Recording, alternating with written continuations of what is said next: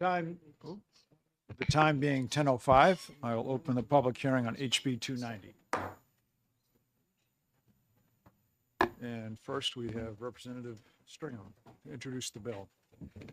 Thank you very much. I'm Jerry Stringham. I represent Lincoln, Woodstock, and Easton in Grafton District 3. I'm a member of the Finance Committee, Division 3. But more importantly, I'm a former member and still heartfelt participant in the Ways and Means Committee. And I'm delighted to be here for you. And I'm proud to introduce HB 290, increasing the taxes on cigarettes and electronic cigarettes, and establishing a committee to study taxes on tobacco and other nicotine products. Thank you for this opportunity to address the most valuable and important deliberative body in the New Hampshire legislature, that being the Ways and Means Committee. While HB 290 is a tax bill, I view this first as a public health bill. Nicotine use and addictions robs our citizens of actual years and quality years of life. The side effects of nicotine consumption costs our society funds to treat diseases that would not otherwise be present, and taxpayers and insurers expense for these things.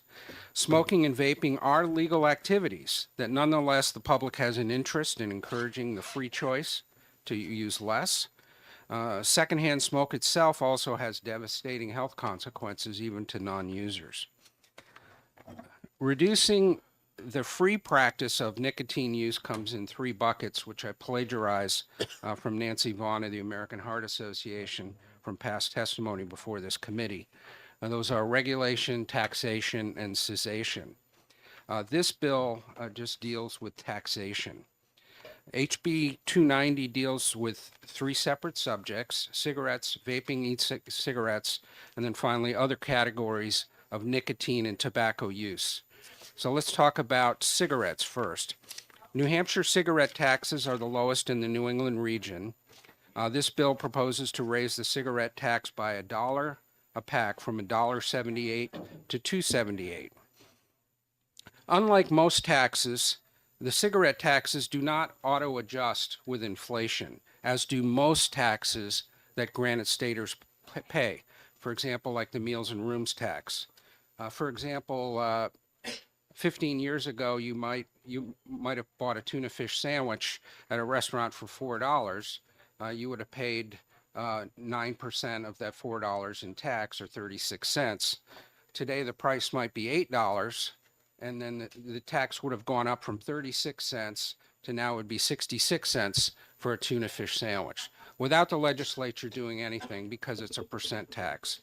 The taxes that we pay on cigarettes are fixed at $1.78. They haven't changed in any way since 2013. They were actually, the cigarette tax was actually reduced during the Great Recession in 2011 by 10 cents a pack, but returned to the $1.78 level that had been in place for 6 years before that automatically, because the promised extra revenue that would come from having a lower tax rate never materialized. And part of the bill was just saying if we didn't get more revenue from cigarette taxes, then the rate would go back to $1.78. So since then, since 2013, they've been at $1.78.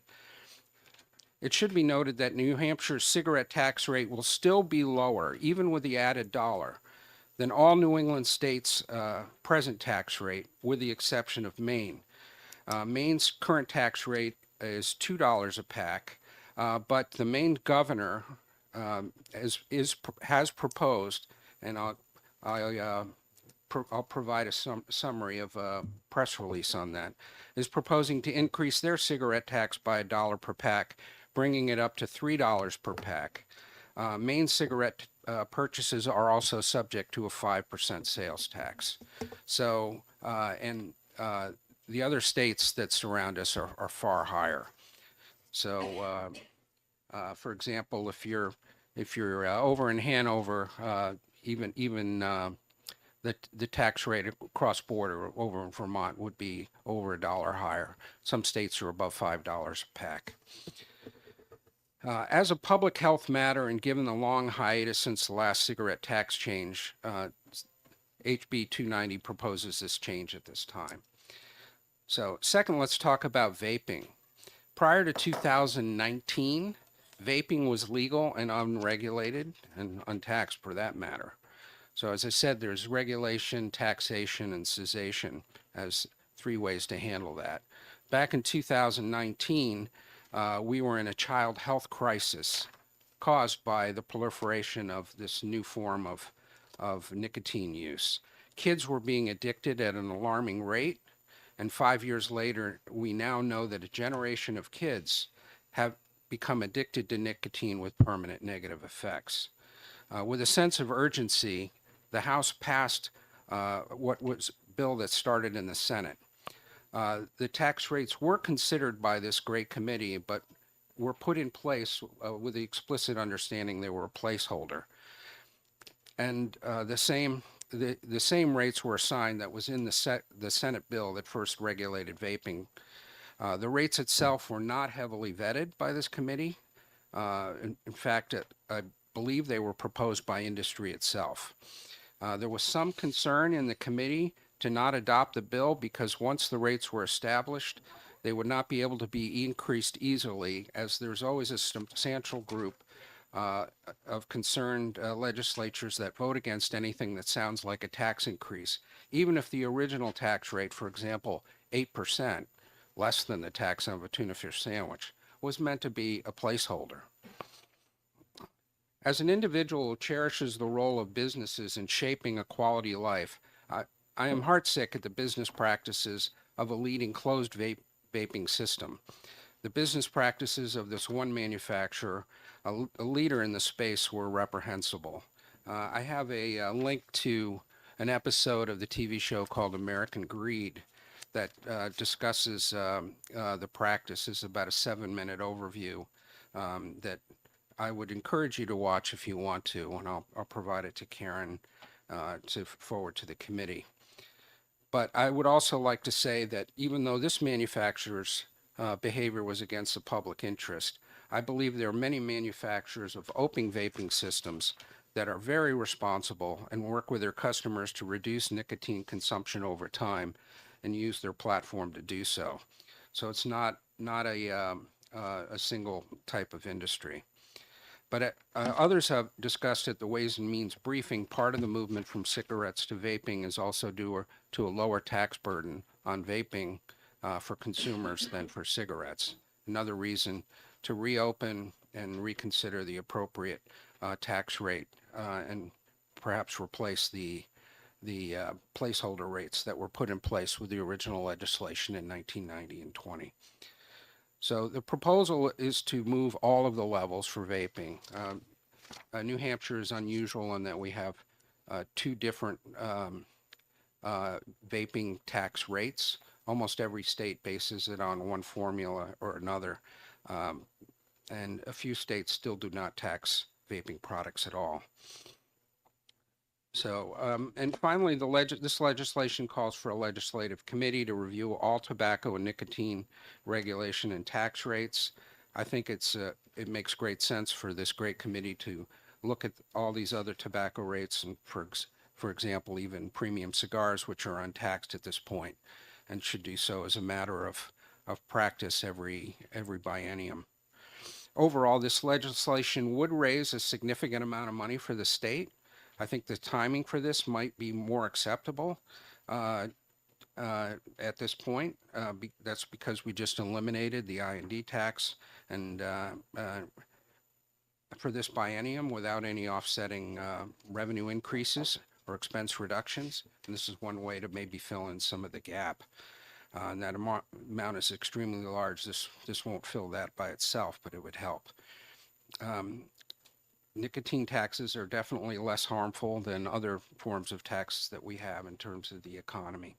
So I would consider it a nice effort to move towards the balanced budget, despite the unfunded tax cuts the last legislature left us with. And I think this committee is the only place in New Hampshire that has the skills, experience, and expertise to figure it out. So I'm pleased to offer this to you with the hope that that it can make a better state for us. So with that, I'll take any questions that you may have. Thank you for your testimony. Representative Roche Schemberg. Thank you, Mr. Chairman. And thank you, Representative, for taking this question. I really have two questions. Do you have an idea of how the 278 you propose compares to the current in real dollars when the $1.78 was first established Oh, or enacted? so yeah, so if you 278 would be pretty almost exactly the same as $1.78 was in real dollars when it was first put in 2008. Put another way, the rate of inflation since 2008 is about 56%, and 278 is about 50 cents or 56% higher than $1.78. So basically, in real dollars, the tax rate for cigarettes would be unchanged. So if it was handled the same way that, say, some of our percentage taxes are handled, they probably would adjust it to about that rate. A follow-up, Mr. Chairman, on that position you're taking. Do you consider raising the cigarette tax over several years? Did you consider raising the over several years rather than by $1 just here all at once? Oh, that's a really good question. So one thing that this committee could recommend, or the bill could recommend, is raising the tax, say 20 cents a year by, or for over 5 years. But in terms of having a public health impact, it's much better actually to leave it flat for a number of years and then raise it by a lot.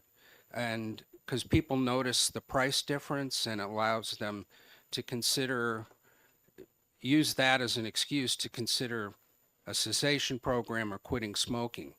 If you just raise it a little bit every year, the system will kind of filter it in, and they really won't even notice the change in the tobacco prices that much. So, the analogy to me is like the frog in the boiling water. You turn it up slowly, they don't notice it's getting hotter and hotter. But if they jump into the 150-degree water, they say, I got to get the heck out of this thing. So I got to stop smoking. So, as a matter of public health policy, if part of the goal is to encourage people to think about whether they want to smoke and perhaps, stop using nicotine, then, a periodic dramatic increase in rates and then keeping it level for several years will do better to do that. Mr. Chair, my second question concerns vaping tax. How do New Hampshire tax rates compare to the other states concerning vaping tax? Yeah, so even with the proposed rate that's in here, again, we would still be equal to or less than all the states in New England except for Maine. We're now way, way below all the other states at the current rate. And as I said, the portion of it that's 8%, we have this bifurcated tax system that's it's described in Chapter 78, 2.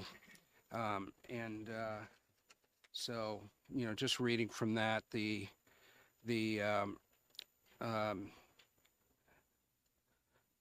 rate is 30 cents per milliliter of volume of liquid or other substance in the cartridge container. For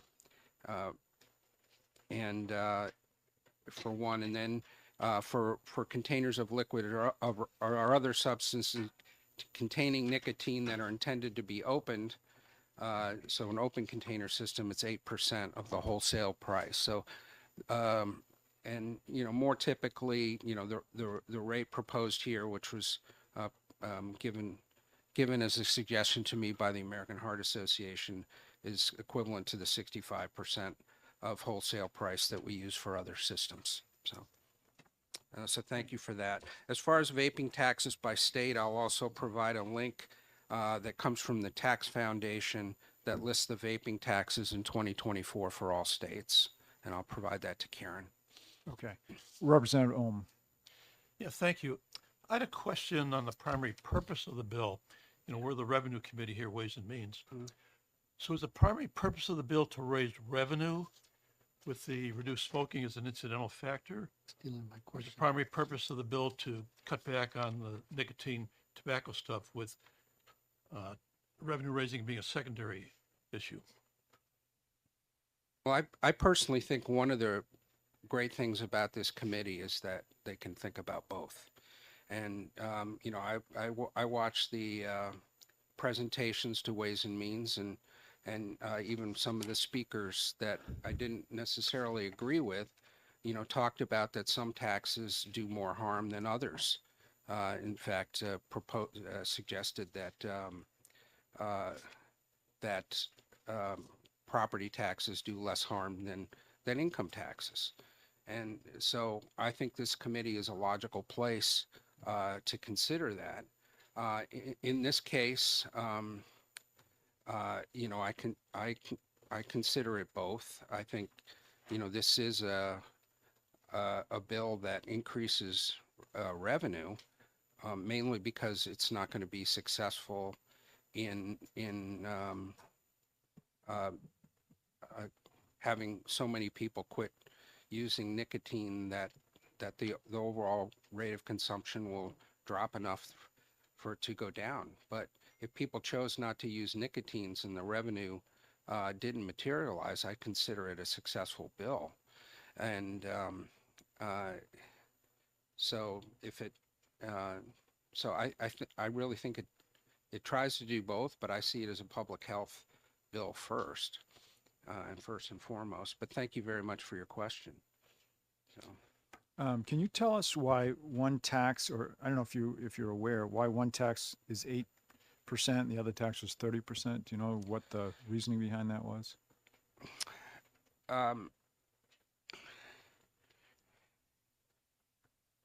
Well, there's a matter of, you know, one of the issues, and I said we didn't spend we acted on pretty short order on this, but the closed systems, they sell a piece of hardware that's got a fixed amount of nicotine and material in it. The open systems are meant to be reused. They might have nicotine with different levels of nicotine, especially for those who are trying to wean people off nicotine. They may have a higher level at first, and then with their follow-up fillings might have less. And so, you know, it's issues about taxing the hardware versus the nicotine itself. And I think there was a lot of persuasive cases being made, you know, for those who were pursuing a quasi-medical use of it, even though it didn't have a medical label, that systems might be different. So I was just concerned that because one was 8%, one was 30%, you're raising them both to it's 30 65. cents. It's 30 cents. Yeah. What did I say? 30 cents per milliliter. 30 cents and one was 8%. They're very, very different Oh, structures, okay. and we're one of the Sorry. Yeah. we're pretty much the only state that has that kind of a bifurcation of these two Okay. different types of systems, except All for I think Arkansas. Thank you. Yes. Representative Malloy. Thank you, Mr. Chair. Thank you, Representative, for taking my question. What do you think, what is your vision for what the committee that you're proposing will do that this bill won't do if we accept it and pass it? Because if I may, you've done a lot of work here and research on this. So what's left for the committee to do? Thank you. Yeah. Well, you know, I think the cigarette tax is a little clearer. That's been in place a lot longer.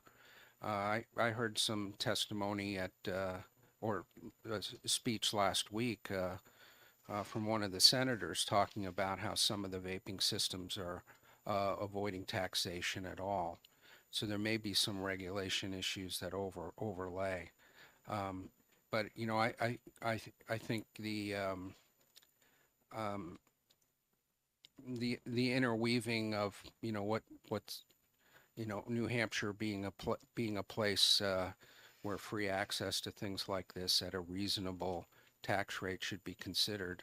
I do think there's considerable upward room with still having, still maintaining our lowest in the region or tax rates. So I would expect that the committee would want to verify that and talk about really what the reasonable tax level should be for these things. Thank you. Representative Ors. Thank you, Mr. Chair. Thanks, Rep, for taking my question. So I'm glad Rep. Ohm asked the question about whether it's to raise revenue or kill tobacco or whatever, but it looks like we're trying to raise revenue. That's the way this looks to me. So a couple comments before I ask my question. One would be, we've already heard about the premium cigars in the state of New Hampshire. We don't want to drive that industry out. If we were to tax that, we would. We saw what happened in Massachusetts. But my other thought was, like menthol cigarettes, as the states around us have killed off menthol cigarettes, I mean, it's added to our industry.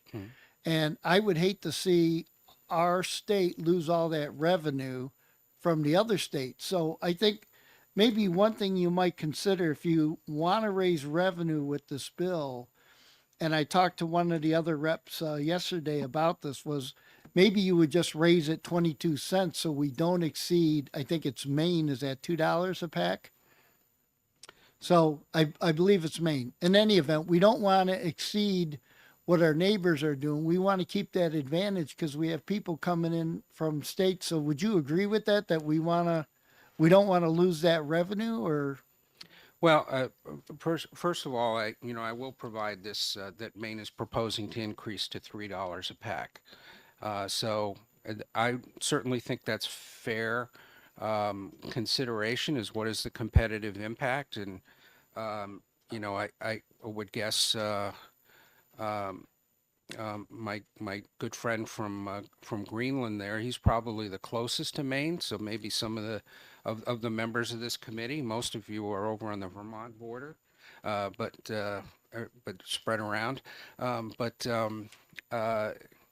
So some of the businesses might be concerned, but Maine also does pay sales tax on top of it, so they really pay $2.25 in state tax, not $2. But then that'll go up to $3.30 if the proposal goes in, and $1 here would still have us have the lowest rate in the region. I think that's an entirely reasonable line of inquiry to consider. Being the lowest in the region and what that may do for businesses versus the public health impact. But I also think if Maine knows that we're considering a similar tax increase, that would encourage them to do the same thing as well. So. thank you. Representative Doucette. Thank you, Mr. Chairman. I thank my friend from Lincoln for taking my question. And it kind of couples with what Representative Ors just said. I don't happen to be on the Vermont nor Maine border. I'm on the Massachusetts border. We reap a lot of revenue from cigarette and vape taxes. I see it daily. Commuters come in, buy the product in New Hampshire because we tax it right, we do it right. They go home, they leave the revenue with us. I'm just wondering, because I know you do your due diligence, what may be the impact negatively if we raise the tax on this? We're counting on this revenue right now, and everyone agrees we have to find places to both increase revenue and tighten our belts. I'm afraid of exposure in the revenue we're already counting on, and I'm a former smoker myself, so I get the health aspect of it too. But we do things right in New Hampshire. We're making those sales for a specific reason. New Hampshire advantage is real. And tertiary, a secondary question is, I'm more specific to the tobacco tax. You said a acceptable rate. How did you come up with the $1 per And I thank you for taking my question. Well, it's always nice to get a question from a reformed smoker from Salem, because the the dollar actually was meant to be sufficiently enough so that smokers would notice the difference. And I think there's a trade-off between I had a good question from my friend about raising taxes slowly versus raising them all at once. There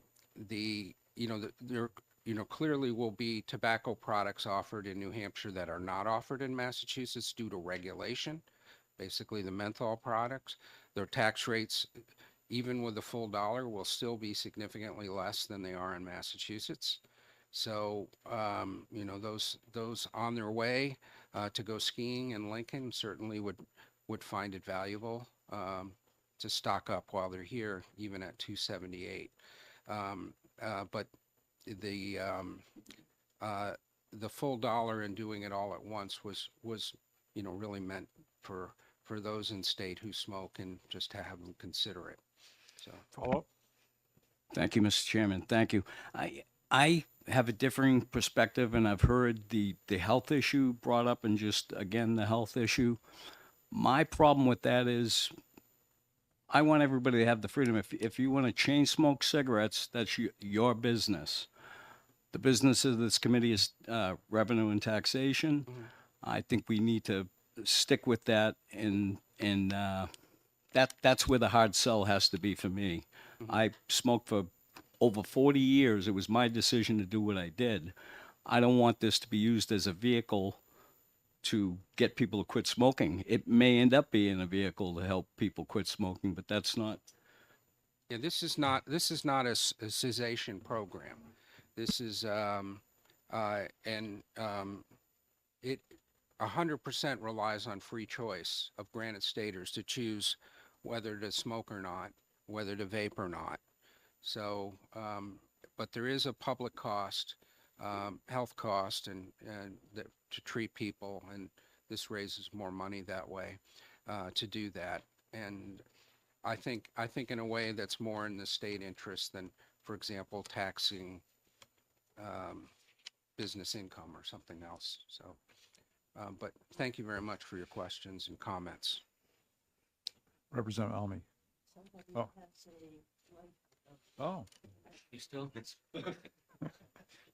I only look that way. I Representative understand. Southworth. Representative Southworth. Thank you for taking my question. I missed it at the beginning. What is the current rate in Massachusetts? You know, 350? So we still would be well below Massachusetts. We still would have the menthol. And I might have missed it, but actually your bill doesn't mention reducing the number of smokers, I don't think. No. So really, it is purely a revenue bill. That was just kind of your aside. Because that's really the part we have to decide about, is the revenue part. And also, would you think that all of these are gradually be going up anyway for all of New England over time? Again, so it does keep up with, so you don't freeze them for 10 years like they did before. And my understanding is Massachusetts is considering raising them right now anyway, so.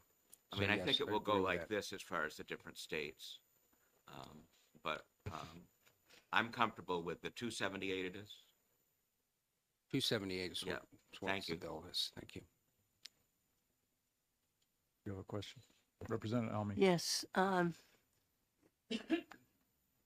intrigued by what you were saying about working on the vape costs. And this committee spent a lot of time bipartisanly figuring, and led by Abrami, figuring out what we thought was a fair price for the open. We did that open canister versus the closed, basically because the liquid in the open canister is the only thing that people keep buying if they've got if they've got a device already that will take it. And we sent it over to the Senate, and the Senate, I think, cut it by about 4 or maybe more. And we're stuck with that rate right now. And so the other thing that we had considered a little bit was the interests of the very small traders in the open canisters, who were more of a craft group than a retailer, and trying to protect them at some extent. But now what we're hearing is that it's all, most of what is bought is brought in illegally from China without any control over what's in it, without any tax being imposed on it.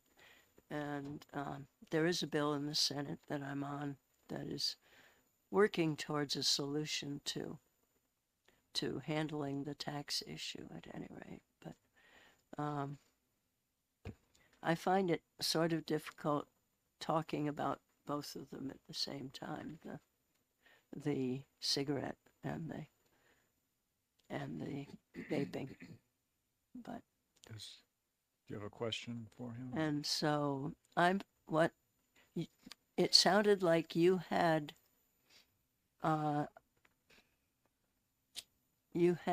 information from the Senate about why they decided to cut everything. And did you? I mean, Well, just what I heard is that's what the industry suggested, is what I had heard had happened at the time. And it came back, we had to either leave vaping unregulated or accept the rates as placeholders, and that's how we got where we are. so would that then have been the small industry that we were also trying to protect because they were trying to cut people down? At least that's what they were saying. Well, I know that Or would it have my been the sympathies large were one? more for those people, but I'm not sure where the Senate was based on what I've heard. The jewels. Right, the jewels. Thanks. Thank Okay, you for the question. I have a lot of pink cards here with people who want to speak. So does anyone have final question for Representative Stringham? Okay, seeing none, thank you very much. All right, I've got, I believe I've got about 10 pink cards here, if I counted correctly. I would ask that we try to keep, I know some of you have written different times, some of you didn't say how much time you have to speak. Let's try to keep it to 3 minutes. And if you're hearing something, please don't repeat it so we can get through this as efficiently as possible. All right, so next up is Nancy Vaughn.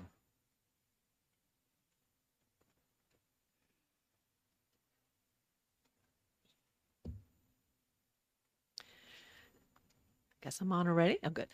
Good morning, esteemed members of the House Ways and Means Committee. For the record, I am Nancy Vaughn, Government Relations Director for the American Heart Association. I am dedicated to the state of New Hampshire on my work.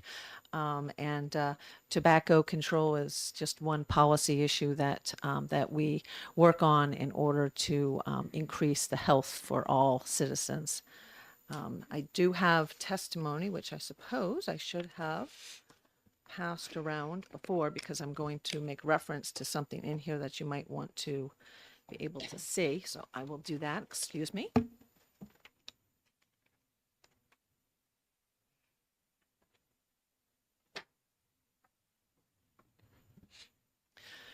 The American Heart Association is in support of House Bill 290.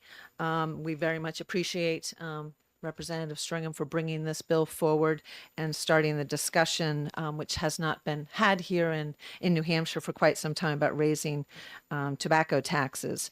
So we are very much in support of a minimum of $1 per pack for tax on cigarettes.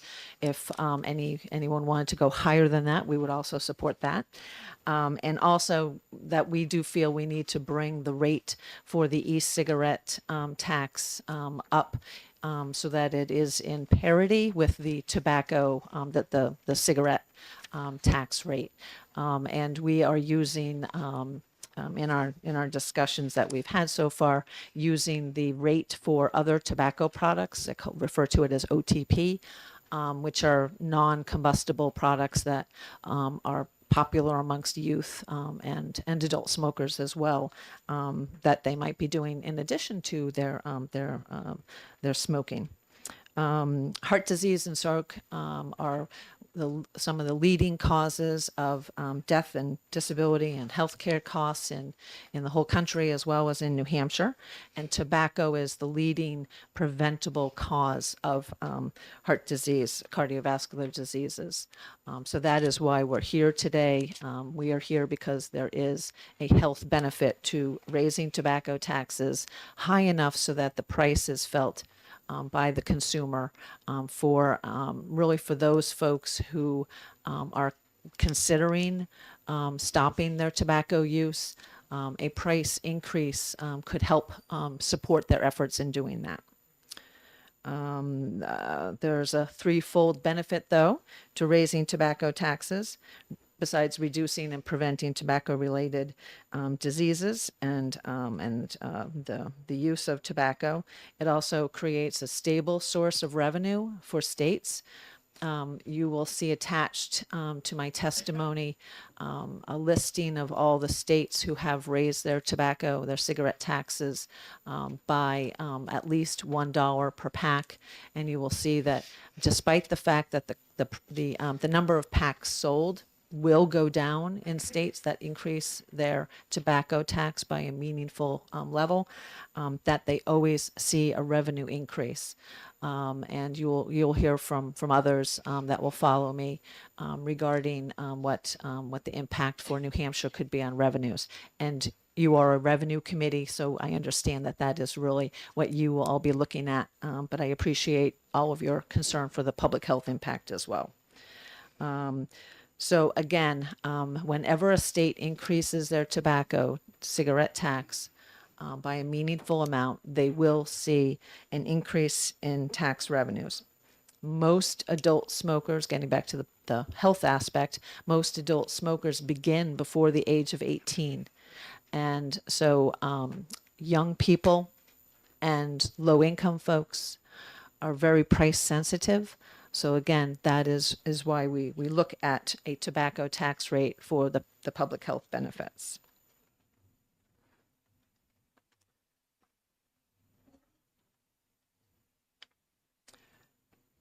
We are looking at the $1 per pack in New Hampshire in particular, because what we do see, again, evidence shows that every 10% increase in the price of a pack of cigarettes results in a decrease in people stopping using cigarettes. So for adults, it's a little bit less, a little bit higher for young people.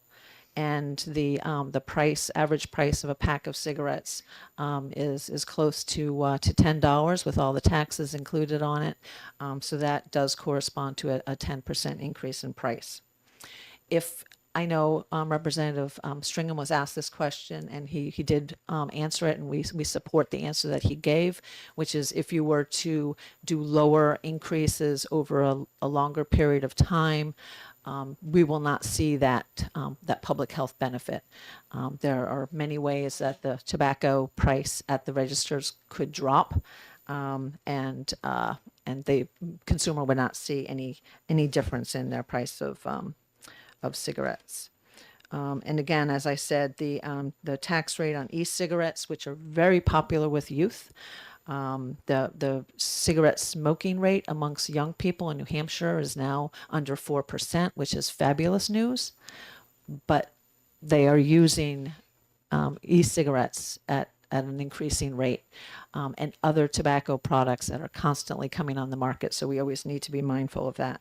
there hasn't been a lot of time or energy nationally to look at the decrease in use with a tax on e-cigarettes. So this is something that I would urge a study committee on this, if this bill is passed, to look at as well. The healthcare costs.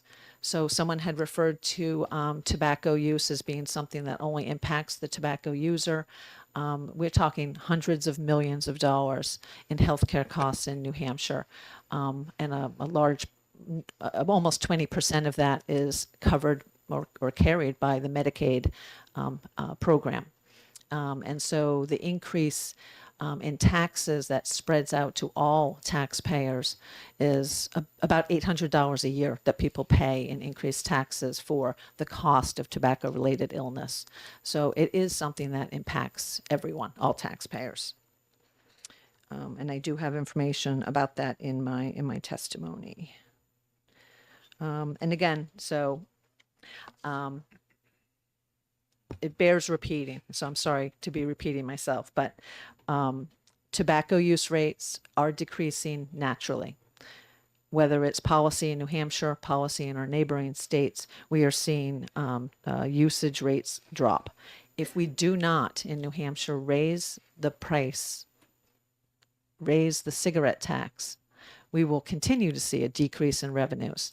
And I'm hoping that this does pass, and that we do see this increase in revenues from the tax increase to help offset some other gaps that might be seen in New Hampshire's revenues currently. So that's one thing that I would suggest is something that you can look at with this bill, is to, look at it, consider it, and see what the other gaps are in revenues that this might be able to help fill.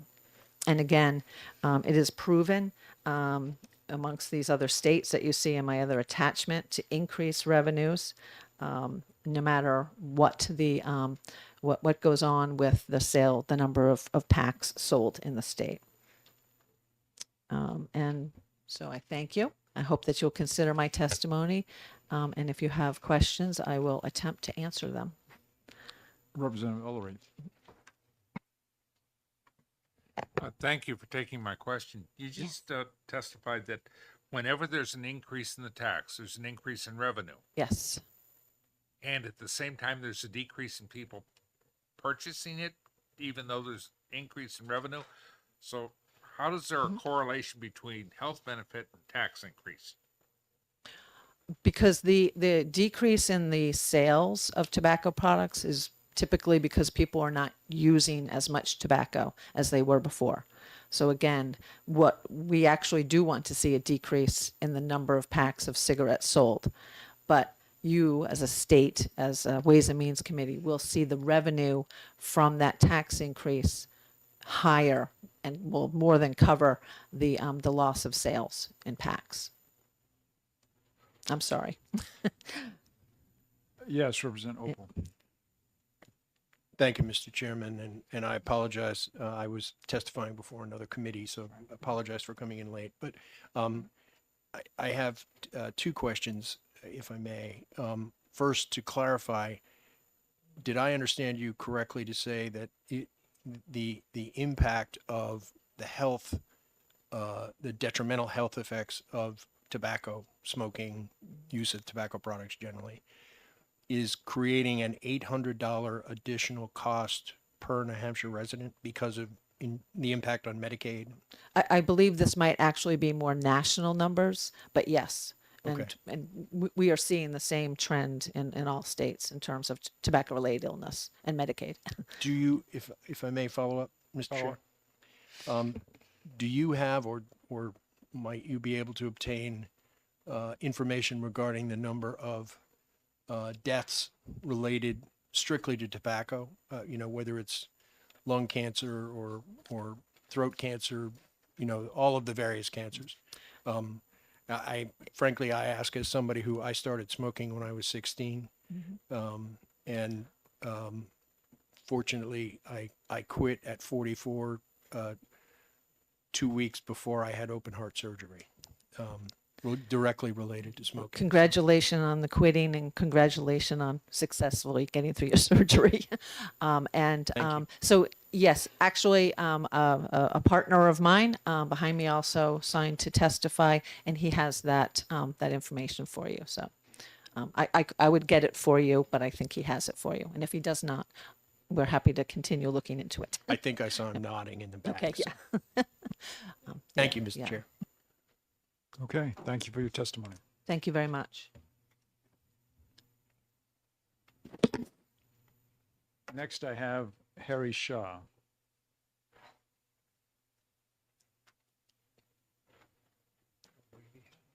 I know.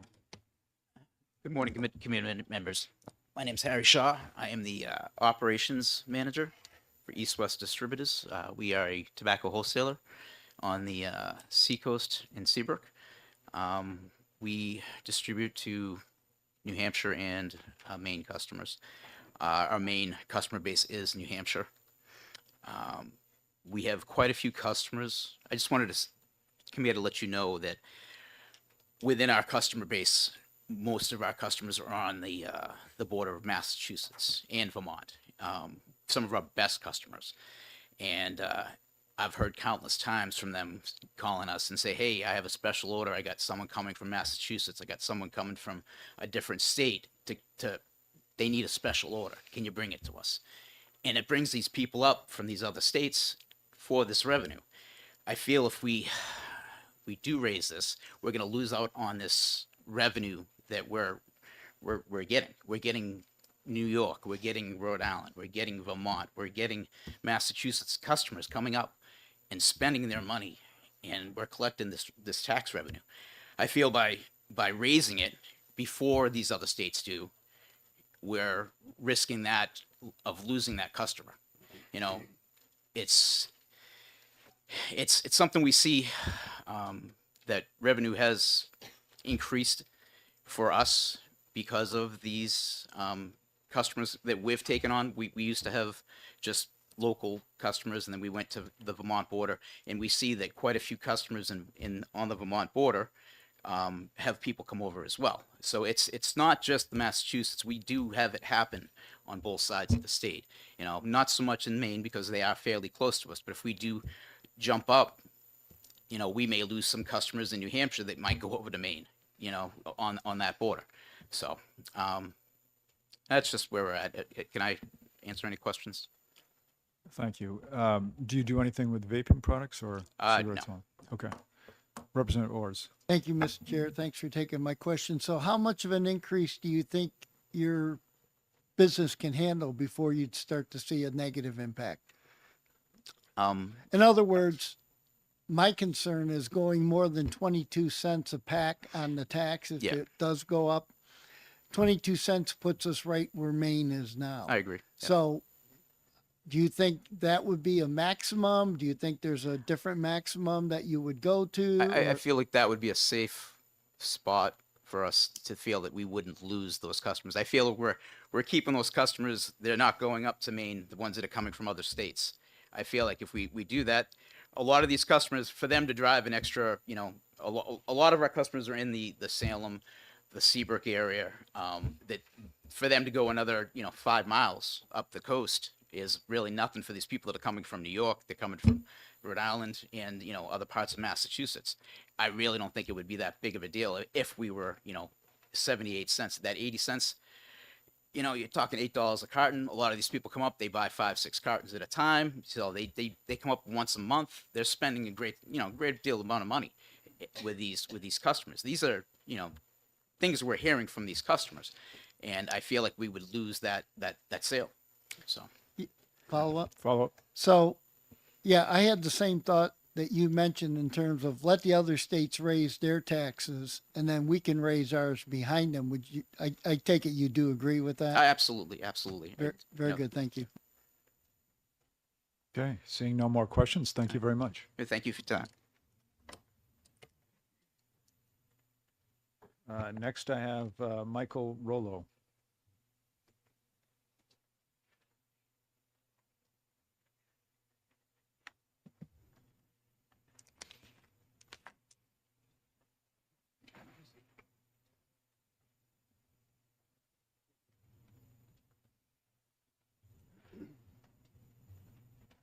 Good morning, Mr. Chairman, members of the committee. For the record, my name is Michael Rollo. I'm the Director of Government Relations for the American Cancer Society Cancer Action Network here in New Hampshire, and I have the pleasure of covering the state of Vermont now, too, so speak to a little bit of what's going on over there. My home is New Hampshire, and we are in support of, here appearing today in support of House Bill 290. I thank Representative Stringham for bringing it forward so we can have this conversation. I apologize if I did not bring my glasses, so I'm kind of a bit of a disadvantage, but I'll do my best.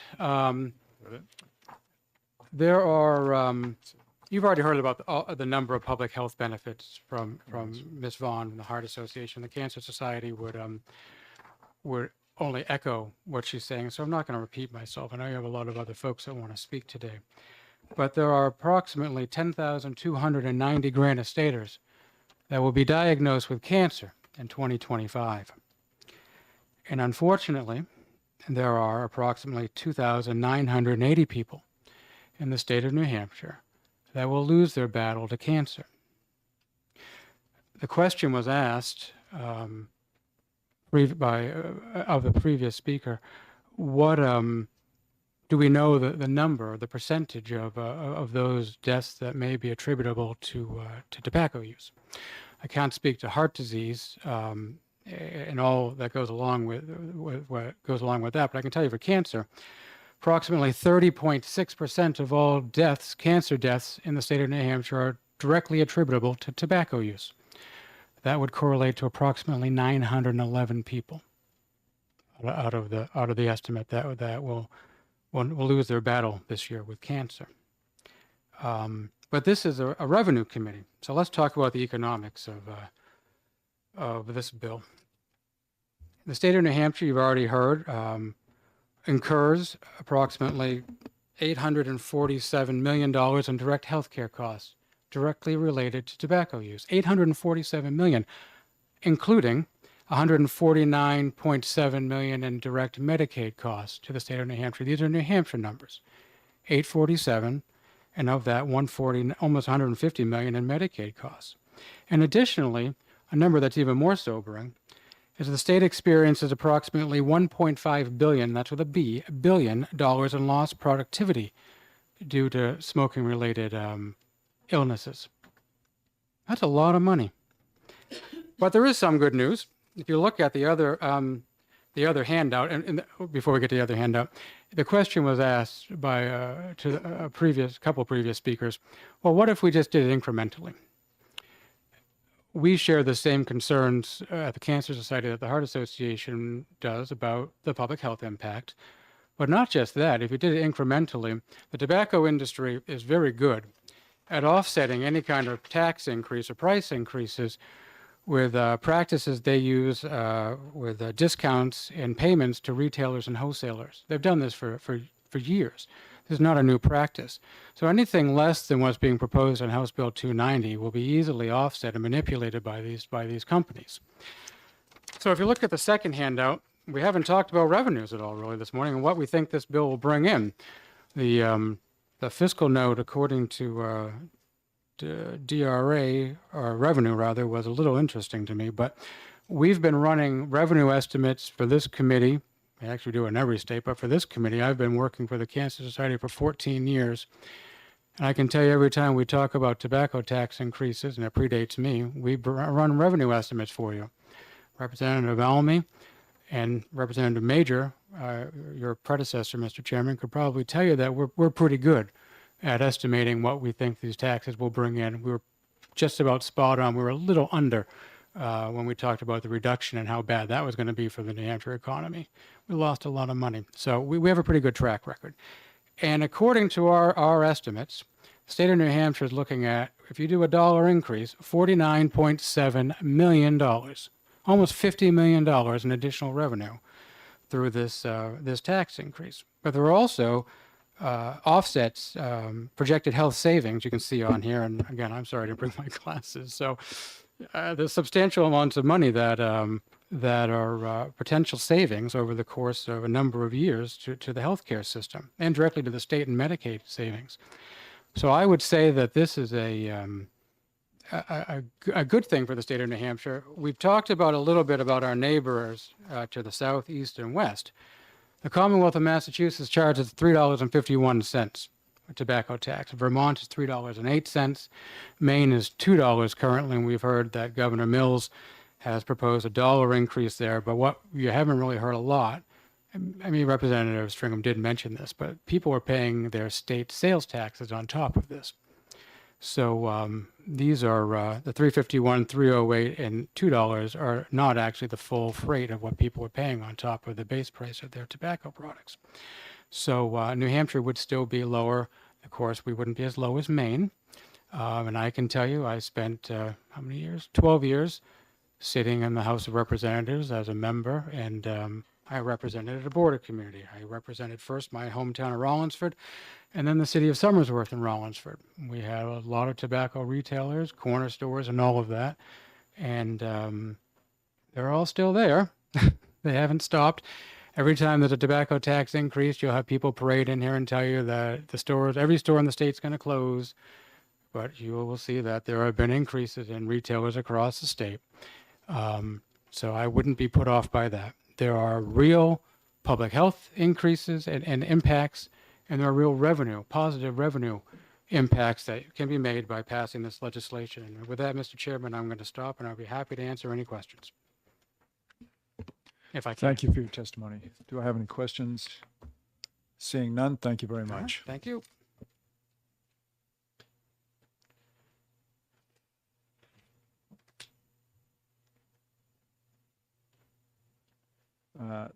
So next I have David Slufka. Okay, thank you.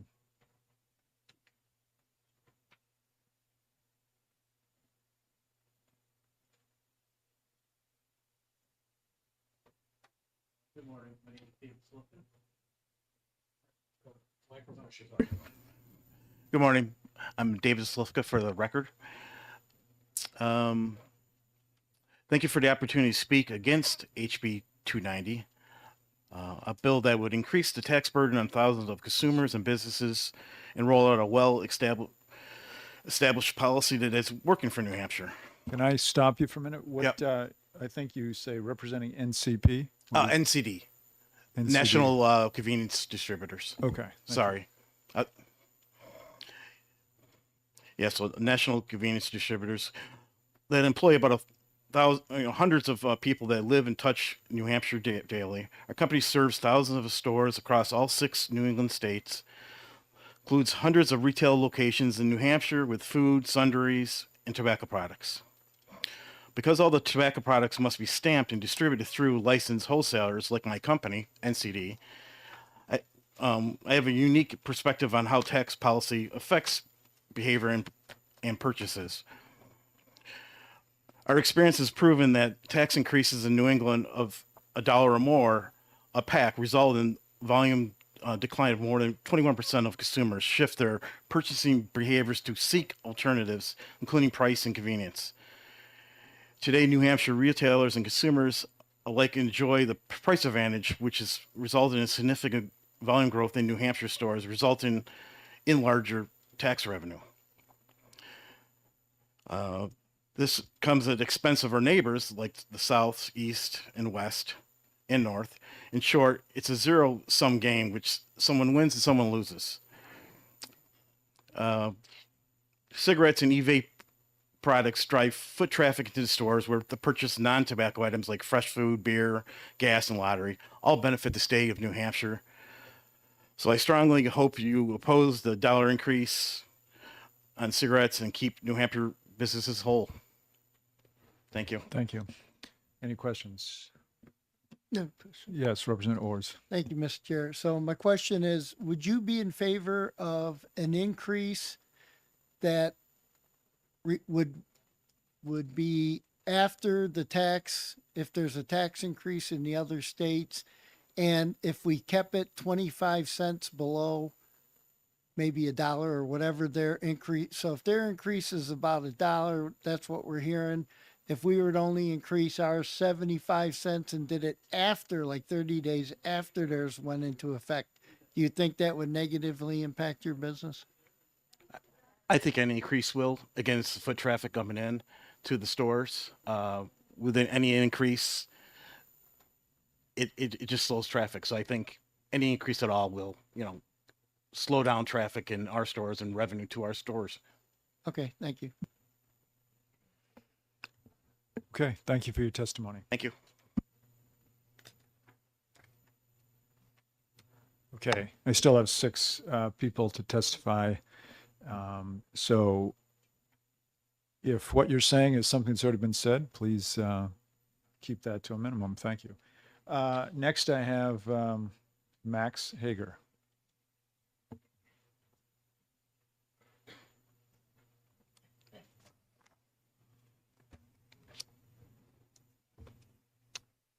Good morning, folks. Thank you for having me today. My name is Max Hager, Salem, New Hampshire. I represent Root Vapors. We have 4 direct vapor-related stores. We do not sell cigarettes. We don't sell any other tobacco products. One thing I think that this needs to be clear is that I do not believe vapor products are tobacco products. It's a nicotine product. It is only nicotine that you're ingesting. It is what is addictive. But it does not cause any of the concerns of the American Cancer Society or the American Health Association compared to traditional combustible tobacco. So I want to be clear that I believe that this bill represents a lumping 2 categories of one industry, the nicotine industry. I don't think it's fair to the vapor industry whatsoever. We've been fair with the state throughout all means to adhere to all regulations that have been put forth. We've worked with you to assure that we comply with taxation, licensure, everything that should be done in normal business. You expect that from a good industry. We try to provide that. What I would ask from you now is if you're looking to increase taxes or revenue off of these, it's an easy solution. There's already means of collecting this tax. I don't believe it's being done properly. I don't believe that you're getting your full share.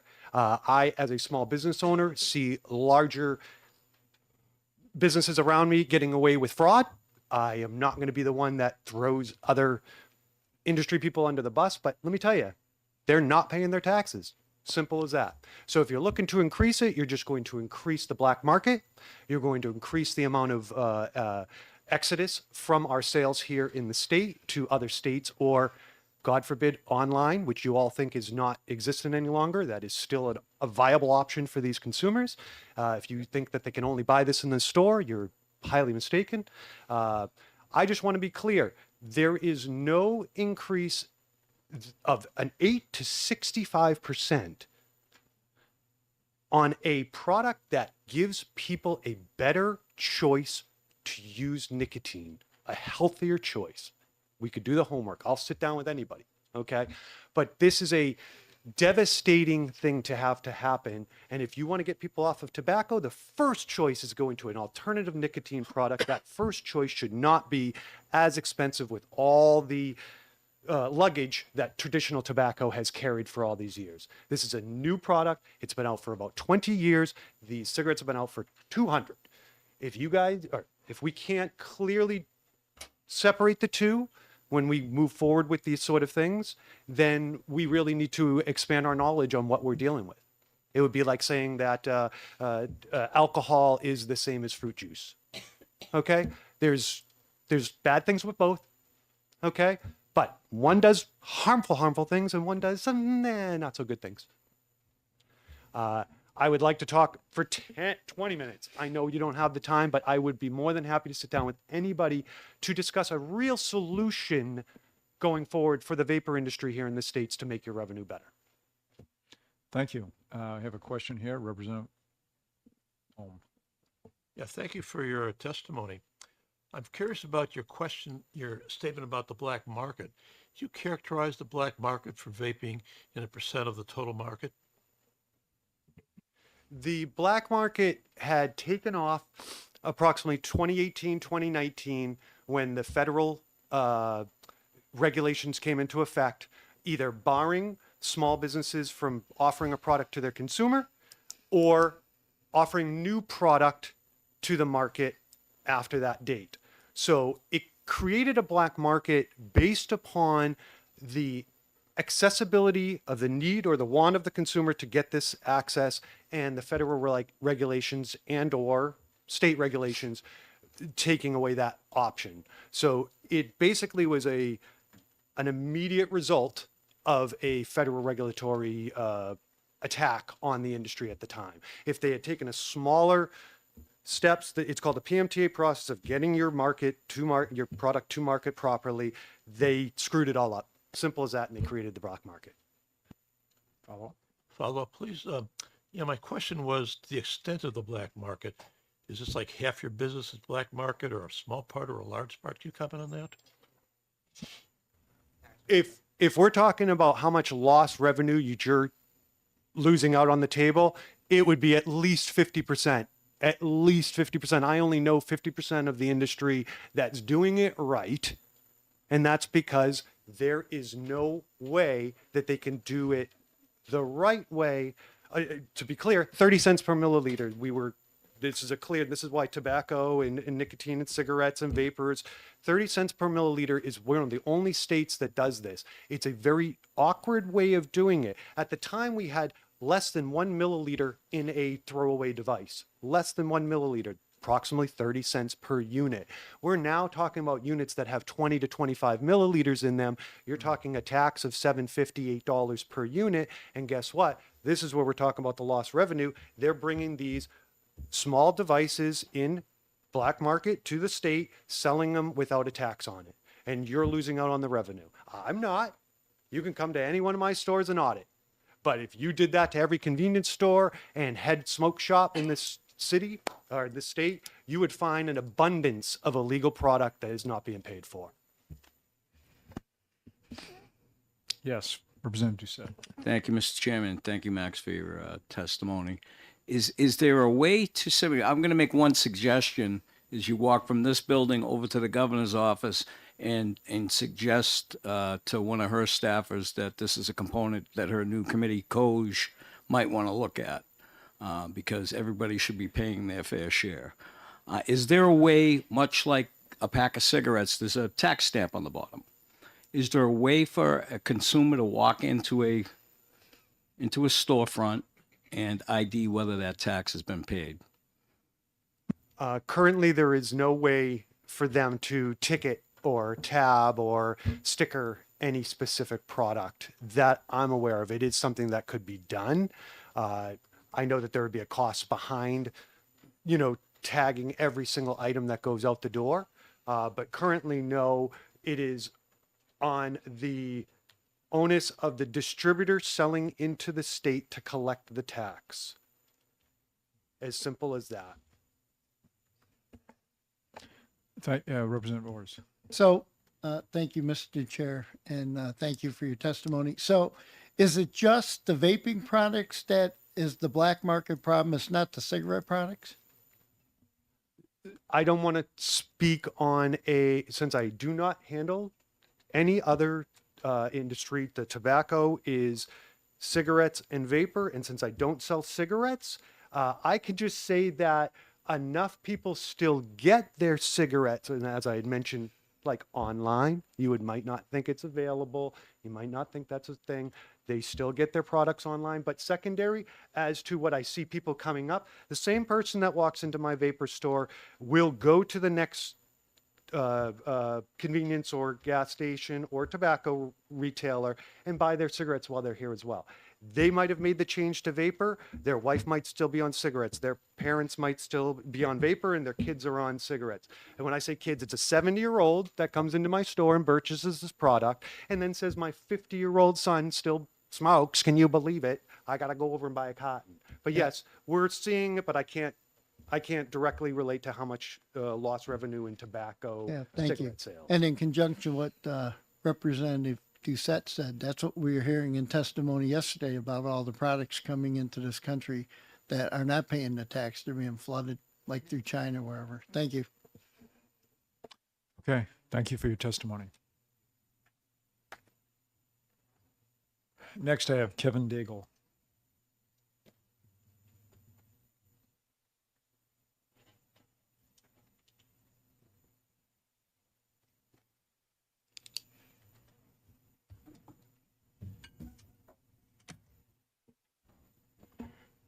Good afternoon, Mr. Chairman, members of the committee.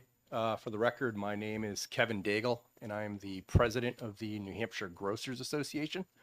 For those of you not familiar with our group, we represent both chain and independent grocery and convenience stores here in New Hampshire. I'm here today to state that an increase in the cigarette tax will cause economic damage in New Hampshire, will not raise tax revenues for the state, and will do little to reduce smoking. New Hampshire spent years marketing itself as a consumer-friendly, low-cost haven to our neighboring states, and we currently enjoy an advantage over those states when it comes to the tax on cigarettes. This advantage is one of the driving factors for over 40% of sales being attributed to cross-border sales. Reducing this advantage not only drives cigarette sales away, but also drives the sales of additional items away.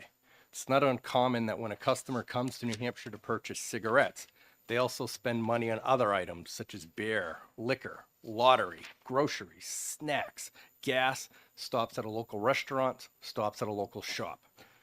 By discouraging the consumer from coming to New Hampshire, you lose out on those additional sales and the taxes on those additional items. When surrounding states raise their cigarette tax, we see an increase in sales here in New Hampshire. So it's not unrealistic to expect a good portion of those sales to leave when that pricing is no longer advantageous. They will stop coming to New Hampshire to purchase their cigarettes, and this reduction in sales will almost certainly have a negative impact on your tobacco tax revenue.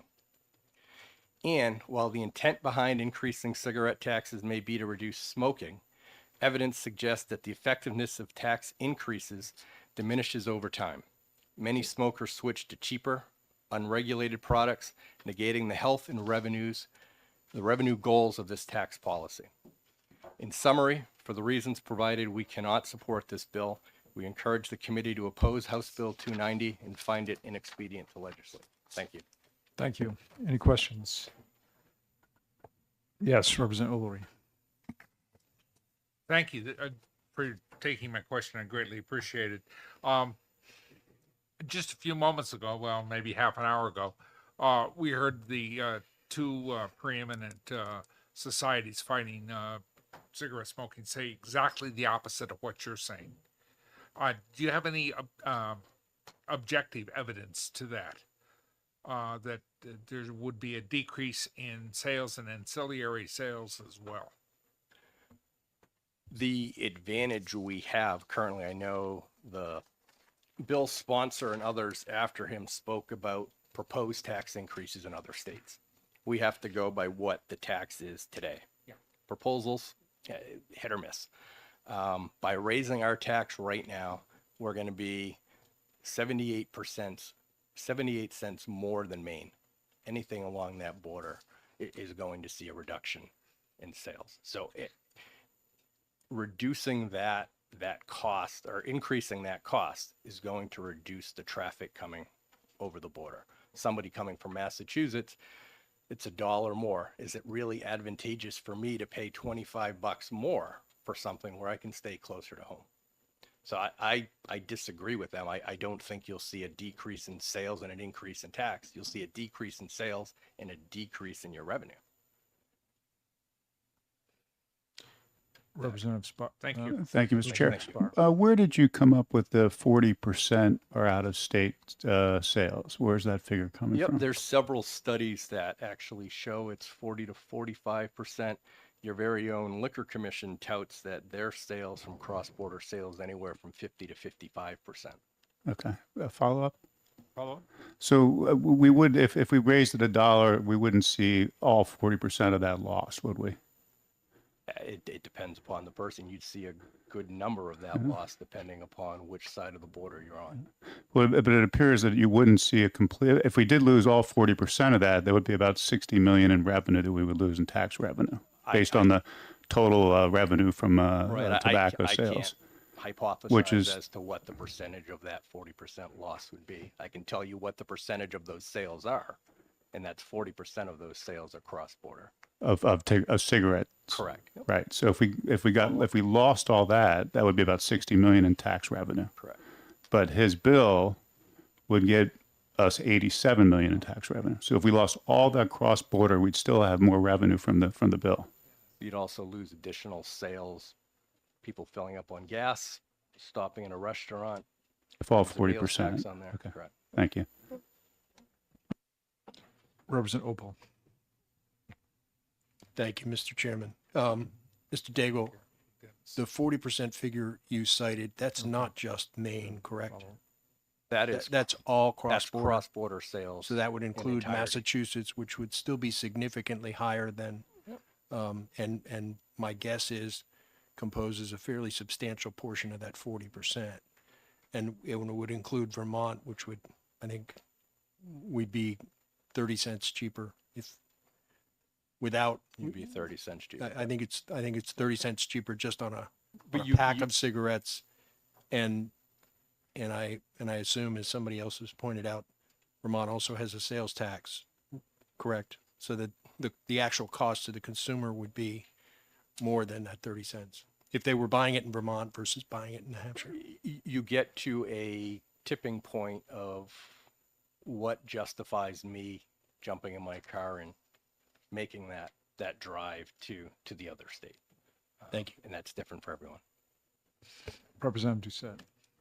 Thank you, Mr. Chairman. And I'm going to offer this question, and maybe I should have asked it earlier to anybody that may be coming up to speak and maybe to some of the previous speakers. We're talking a lot about the cross-border revenue opportunities. Does anybody know how many adult tax-paying Granite Staters smoke or vape? Because we're talking about taxing our own citizens at a higher rate right now, too. So I'd like to know if maybe your organization has that number, or somebody in the room may or may not have that number. I don't have that number at the ready. Something we could look at, possibly get to. Thank you. Representative Almy. Thank you. In the past, our committee has been told quite a lot about the efforts that we are required to take to stop the black market in tobacco. Has nothing to do with vaping. And in order to be able to still get the $40 million plus that comes from the tobacco settlement. That money seems a little bit smaller every year. but do you have any evidence that there is significant illegal sales of tobacco in this state? Despite the Currently, we're extreme not measures aware of that any. are taken? Every industry has its bad actors. I mean, from time to time, they do pop up. Thank you. I believe, yep. Okay, thank you for your testimony. Dr. Deborah Warner. Oh, the next bill. Okay, good. That's one less we have to do right now. Thank you. Tom Frawley.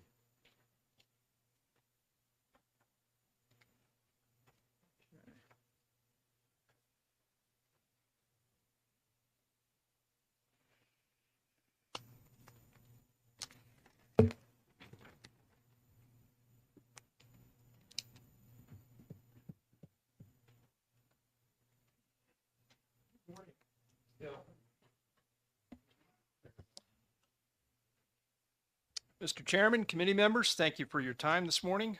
My name is Tom Frawley. I'm a resident of Lyme, New Hampshire. I'm president of Summit Distributing. We're a New Hampshire-based company that is a convenience store operator and petroleum distributor that has locations in New Hampshire, Vermont, and Massachusetts that we operate. And I supply over 90 independent customers throughout New England with petroleum products. I happen to be a volunteer EMT and an officer of the Upper Valley Wilderness Response Team that supports fish and game. So if anybody gets lost, we're here to help. I'm currently chairman of the Oil Fund Disbursement Board in New Hampshire. I'm speaking today in opposition of HB 290. Because I operate New Hampshire stores and in neighboring states, I'm able to speak pretty knowledgeably about how state tobacco policy can quickly impact where customers choose to buy their products and other sales, as was previously mentioned. For example, when Massachusetts raised its tobacco tax to $3.51, our Massachusetts store saw a sharp decrease, 15 to 18% in tobacco sales. And as I mentioned, every customer that comes into one of our retail convenience stores buys approximately $11 to $14 of additional goods and services. I'm excluding gasoline. So that went away. Okay, so that's a revenue loss to us. New Hampshire was the benefit. My New Hampshire stores reaped the benefit of that. I should note when Massachusetts banned flavored tobacco in 2020, our stores in Vermont and New Hampshire saw a dramatic increase in sales, while Massachusetts suffered the consequences. And now we're dealing with, as has been previously mentioned, a pretty significant black market problem because they eliminated menthol, which contributes to 20 to 25% of our cigarette sales. New Hampshire, more than any other state in New England, has gotten tobacco tax policy right. By maintaining a relatively low excise tax, we've been able to capitalize on our out-of-state visitors by maintaining a relatively low make their purchases. In doing so, we've pulled in out-of-state tax dollars without burdening our in-state residents. In fact, the recent Tax Foundation study published back in December of 24 states that New Hampshire has been the recipient of $950 million of out-of-state tax dollars. So the same thoughtful policy is demonstrated in the way we currently tax vape products. A bifurcated tax of 30 cents per milliliter for closed and 8% for open is the fairest way to tax these products. Moving to a 65% tax wholesale price only gives our regional tax advantage away. By my math, it makes us uncompetitive with Maine and also Vermont based on that new tax rate. My advice, don't change a thing. As our newly elected Governor Ayotte said, don't mess things up. I urge you to move forward with this bill and consider the negative consequences of proposed tax increases on tobacco products. Thank you very much. I'd be glad to answer any questions. Questions? Seeing none, thank you very much. Thank you very much.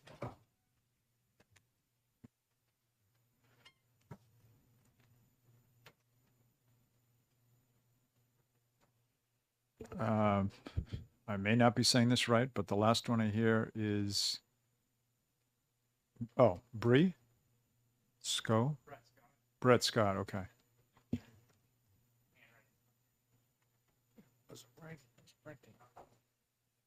My name is Brett Scott. I'm the president of the New Hampshire Vapors Association. Yep. My name is Brett Scott. I'm the president of the New Hampshire Vapors Association and also the owner and president of Smokers Haven. I own 19 retail stores and employ 170 people throughout my businesses. I just want to touch primarily on the vape piece. That there was a Senate Bill 433, which formed a committee to study the tax collection for vape products. And they themselves all voted in favor of having this committee. And we are expecting a Senate bill to change the way that the tax is collected and who enforces it. This is a major issue in this state right now. Cigarettes have a tax stamp. There is tight control of making sure that those products have been taxed when they're in the retail stores. These vape products, that is not the case. There is no trackability. The current audit process is a joke that we have in the state. There are millions of dollars being left on the table. I heard someone ask what the amount is. Now, obviously, that's difficult to say, but I wanted to get some information. So a while ago, when I started pushing on this issue, I requested information of what the state had actually collected in vape tax.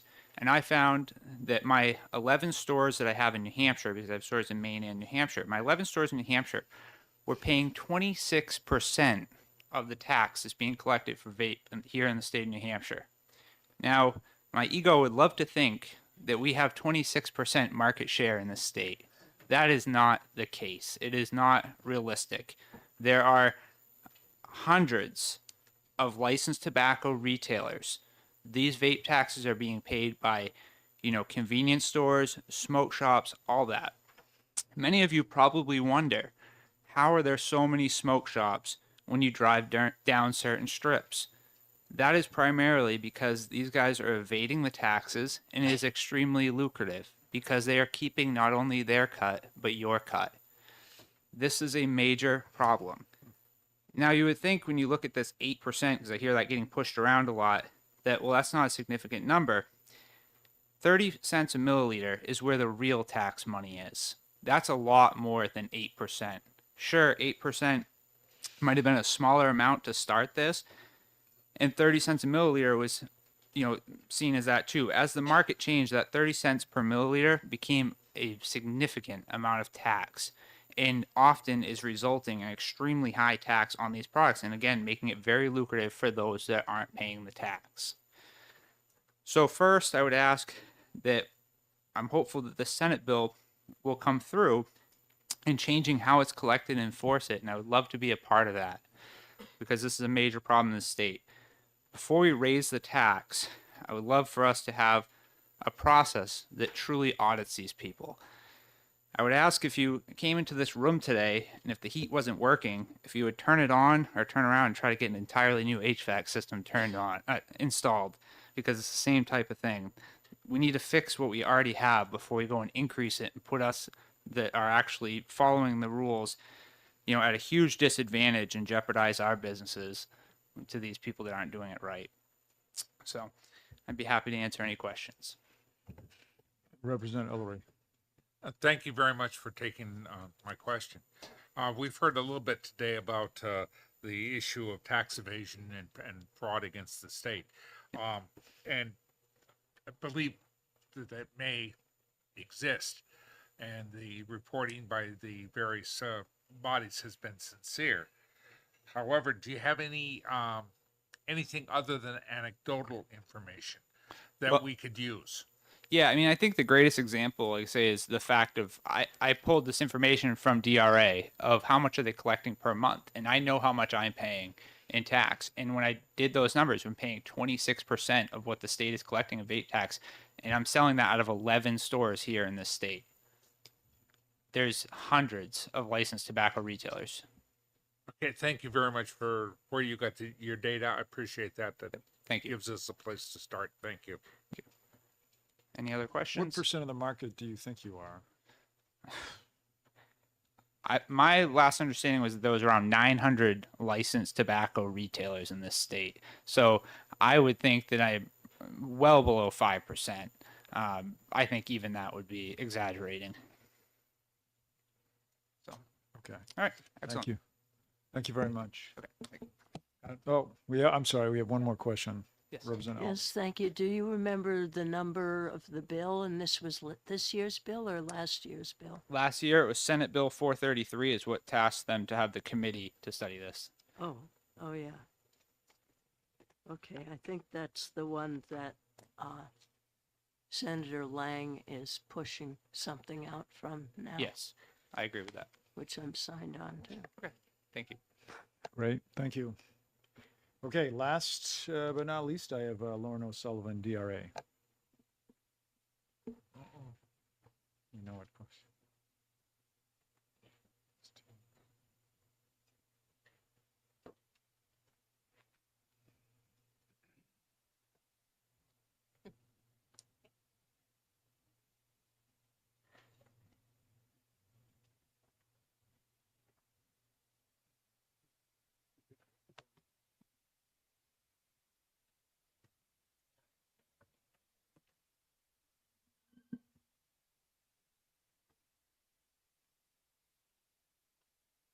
Thank you. Welcome. Thank you, Mr. Chairman, members of the committee. I'm Jennifer Ramsey. I'm Tax Policy Counsel with the Department of Revenue Administration, and this is Lauren O'Sullivan. She's our Senior Financial Analyst. We're just handing out to you a quick guide. We contributed to the fiscal note for this bill, and that provides you with just a little bit more information about how we arrived at our calculations. You may recall that the commissioner told you yesterday that the tobacco tax is really three taxes. There's the tobacco stamp sales, there's other tobacco products, and then there are e-cigarettes. This bill only touches the tobacco stamp sales and the e-cigarettes and would raise the rates for both of those products.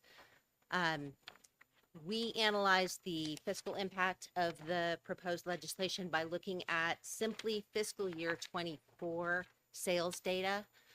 We did not make any adjustments for the possible impact of increased or decreased sales that changing the rate of tax might provide. So looking strictly at fiscal year 24 data, we calculated that a change in the tobacco stamp rate of $1 would result in approximately $87.5 million of additional revenue for New Hampshire, assuming sales stayed steady.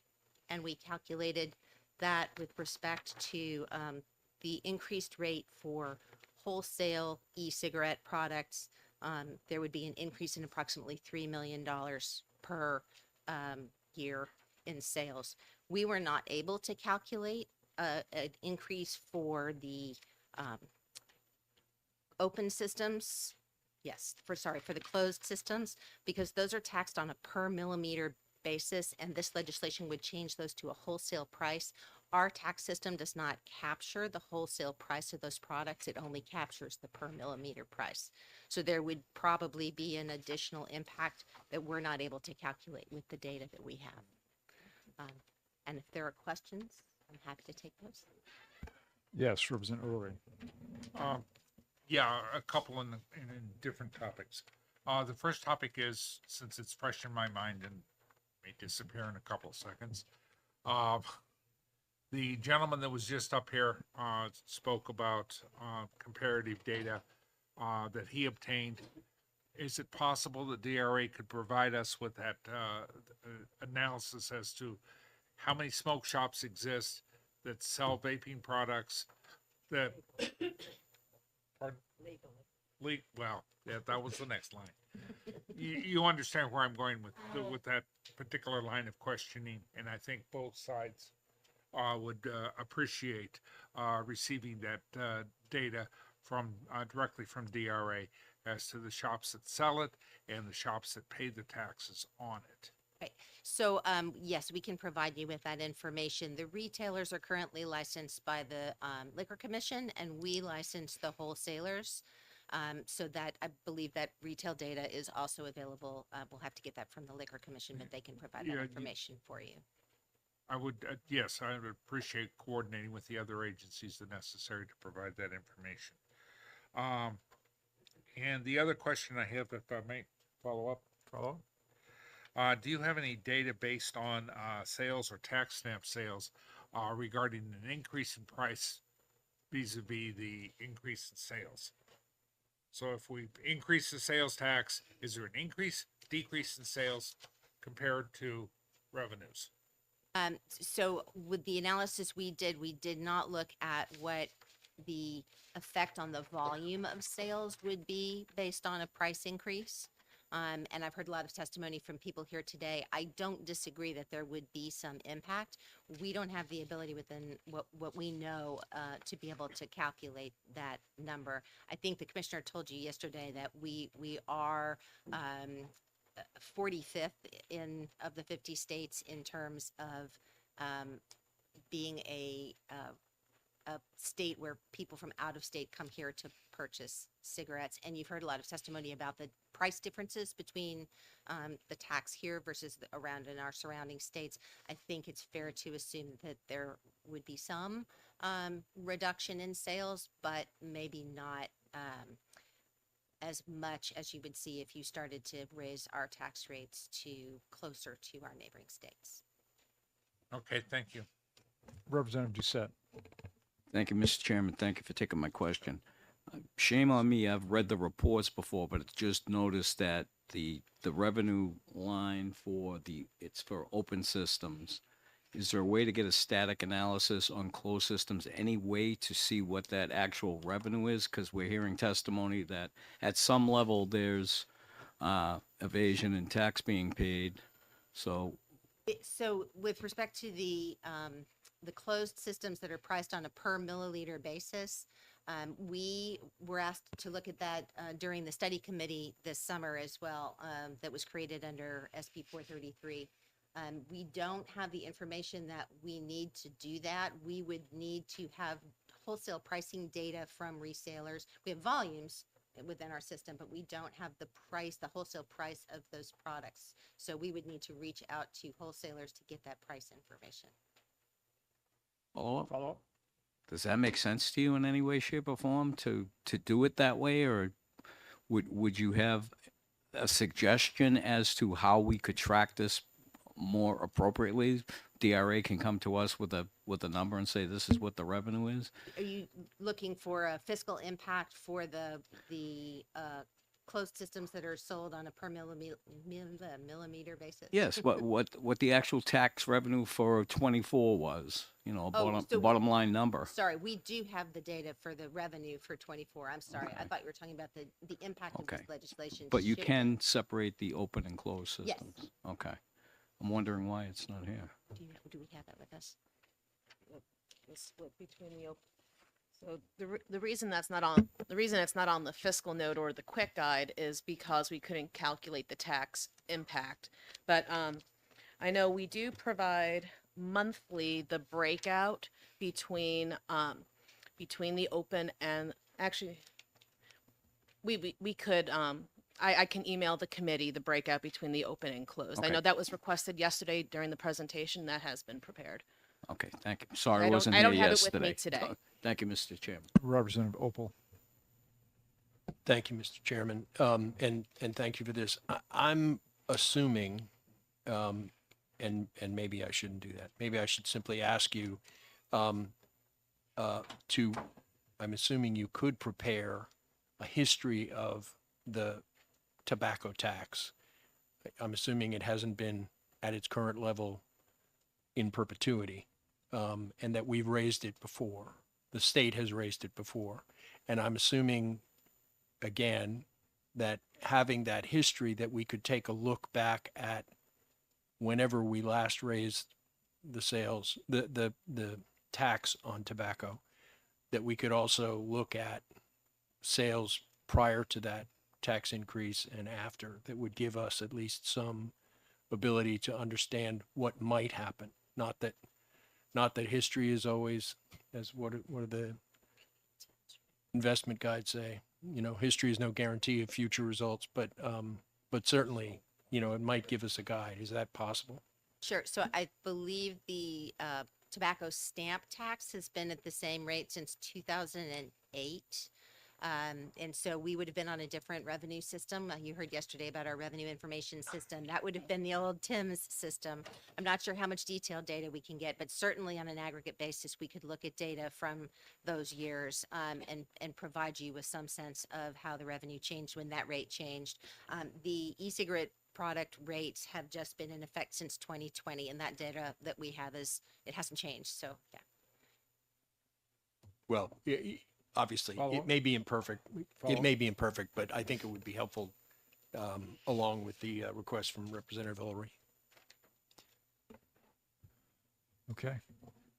Thank you for your testimony. Thank you. Well, Oh, I'm sorry, Scott. Representative Breyer.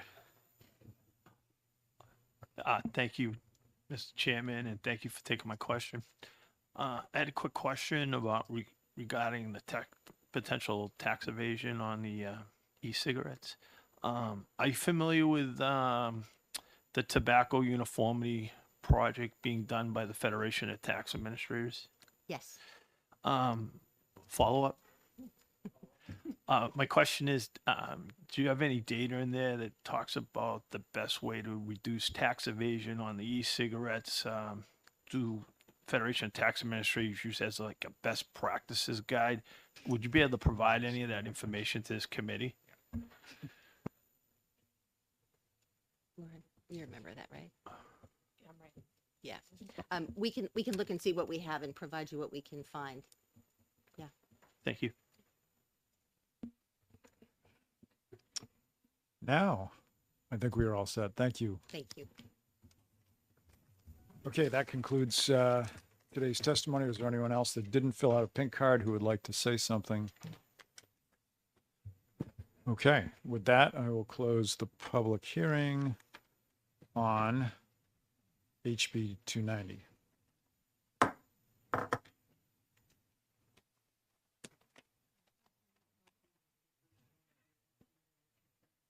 Right, so we have a little flexibility. Yeah.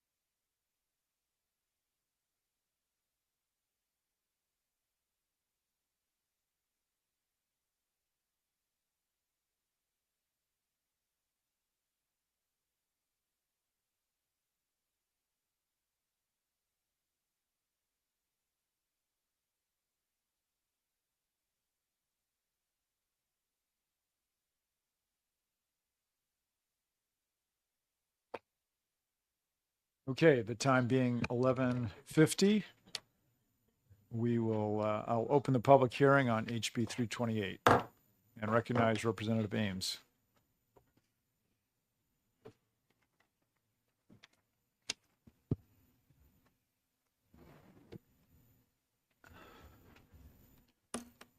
So, good morning. And I see many, many familiar faces, friends on both sides of the aisle. And it's, so I'm glad to be here. Welcome. It's, I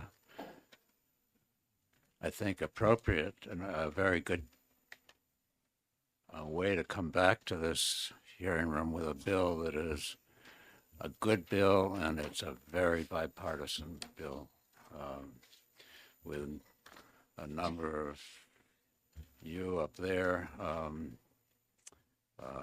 part of the process that led to this bill, and some of you on the bill itself.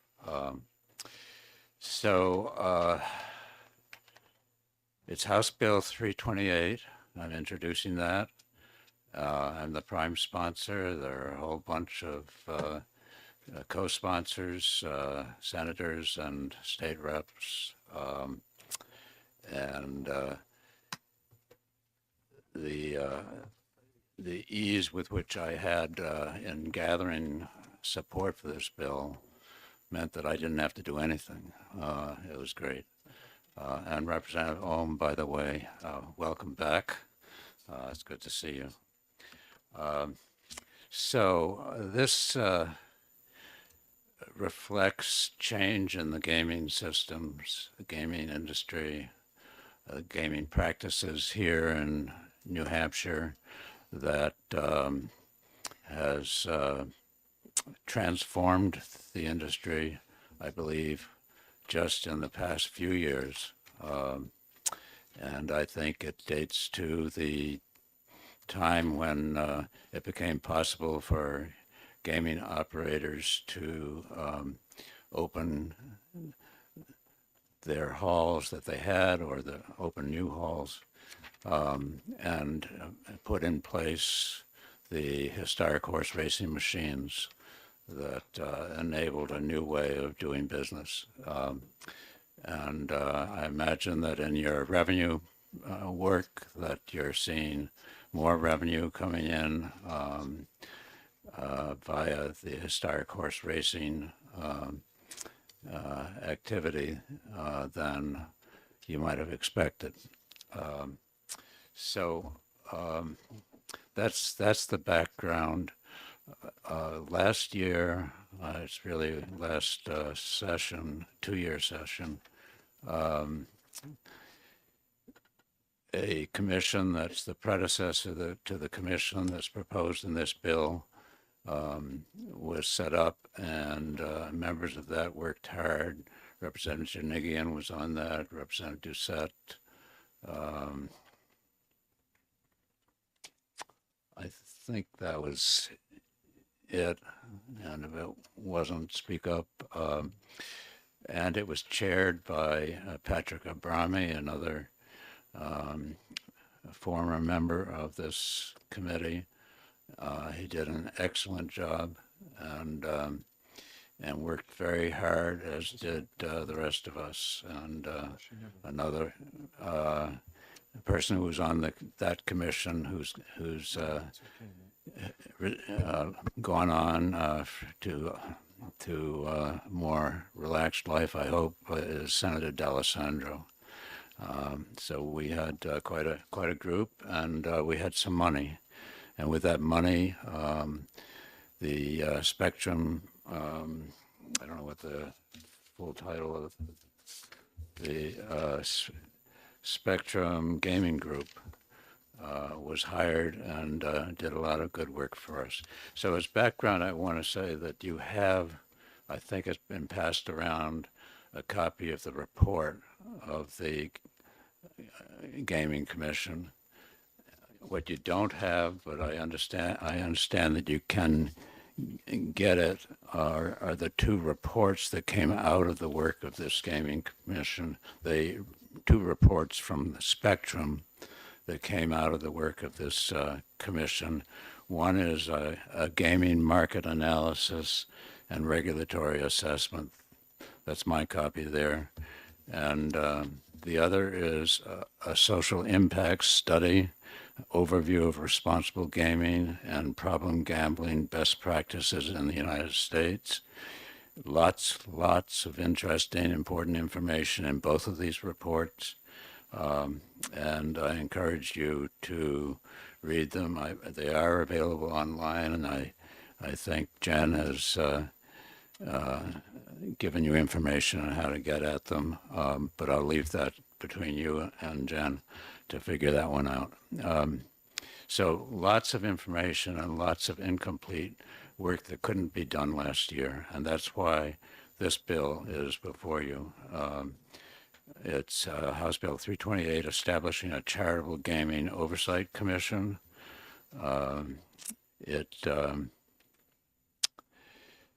It would set up this commission for a 10-year period of time. So it's it's truly a standing oversight commission with a series of duties, obligations, expectations, basically a charge to the commission that's in the legislation, and with a membership that has 9 voting members and another 6 non-voting members. The voting members are all from the legislature, I believe, and the other 6 are from outside, and is designed to ensure input not just from those who benefit from or participate in charitable gaming right now, but to the broader public, so that truly all perspectives can be heard and be present in the thinking and activities of the commission. And I think what I'll do, because I know there are a few other people who may want to talk, and that the lunch hour is just about upon us, is just to go through the charge to this commission and urge you to vote favorably for the bill, with whatever small changes you may wish to make. I do, while I think of it, want to point out there is one mistake, just a drafting error, I think, on page 2, line 19 of the bill. It should be Part 2, Article 83, not Part 1.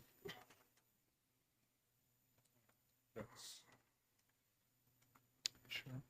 You got that? So the charges, the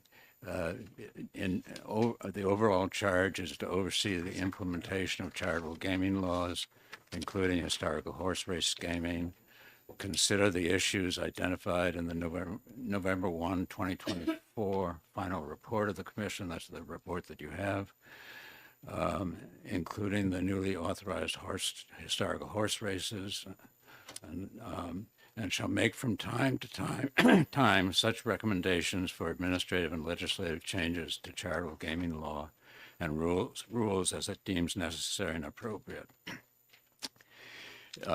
Down below, at line 25, the commission is directed to submit a report that would fulfill that obligation that I just read, annually in, I believe it's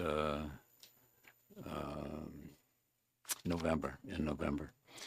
And the particular issues that the commission is charged to look at and make recommendations regarding are changes needed to address problem gambling. Definitely needs to be addressed. I urge you to look at this social impact study and think about it. Changes that may be needed to restructure or modify systems for allocating and overseeing the use of funds granted to the state and to charities and gaming operators participating in this gambling activity. And then a third one that's very important, I think. Think this is going to require thought, and I'll be interested to follow that. Changes needed to prevent undue concentration or proliferation of gaming locations, facilities, and ownership, including a municipal option to opt into or out of components of charitable gaming. I think you must know that that the casinos that have been developed in this state in the last 2 or 3 or 4 years, just very quickly, are largely owned by outside of state owners and have consolidated down to just a few. That's worth taking a look at. What are the implications of that? What can we do about it? And there is this possibility, the gaming report from Spectrum, this large report, suggests that there's no real reason not to call historic horse racing what it really is, which is gambling by slot machine, and move over to allow slot machines in New Hampshire, and thereby avoid the software fees and other fees that are associated right now with running historic horse racing machines, and then capture that money. It's quite a lot of money. So think about that. Slot machines in the minds of a large number of people in New Hampshire do not sound good. You'll see it's not a good sound, but maybe we need to get over that, since it's basically the same as what's been authorized. A little faster, but otherwise the same. So that's worth thinking about. And I think this commission is needed. One other aspect of the problem is charitable gaming. All of a sudden, we're getting a lot more money flowing into the slot that's for charities to be allocated to charities. It's a lot of money. And who's that money going to? It's going to the charities that have managed to get on to the list at these casinos. How do they get onto that list? What are the standards? Who picks them? Who gets the best days? Who gets the worst days? And so forth and so on. It's a lot of money there that is right now flowing pursuant to choices that are made by the gaming operators, because they're the ones that are making the choices. There's really no standard in place in the law that governs those questions that I just raised. So that's another aspect of the need for this commission. It's really a very important issue. So that's the way I'll leave it. I hope that you'll support this bill and send it forward. And if there's any fixes that are needed, I welcome them. Thank you. Representative Ullery. Thank you, Representative Ames, and thank you again for another well put together bill. Just a synopsis real quickly. This bill is put together to indicate that from a study committee, the study committee unanimously study commission authorized and suggested to the legislature that the commission be reauthorized, reinstituted for a 10-year period to discuss the myriad issues that you had, that you raised in here as a cause for the committee, not to be addressed by this bill directly, but for the commission to address. Is that correct? That is correct. And the second question I have follow-up would be, do you find that the error on line 19, page 2, was clerical in nature, therefore a Scribner's error, therefore it could be corrected at any time I'll buy without that. amendment? Yeah. Thank you. Representative Doucette. Thank you, Mr. Chairman, and I thank my friend and colleague from Jaffrey. I know and the work this committee's done over the last bunch of years, the scope and scale of charitable gaming needs this, okay? Needs this. And it would take a ream of paper this thick if we were to go through issue by issue as to what is fair and equitable in charitable gaming in relation to the charities. Quickly reading over this, and I've co-sponsored this with you, and you're well aware, we're going to see as a committee a lot of gaming bills. I've authored a couple, but my issue here specifically, and shame on me for not touching base with you earlier, is the voting members. You have 2 members of the Senate, 5 members of the House, but you also have the executive director of lottery and the AG voting. And I know that in our commission over the summer, they abstained from that.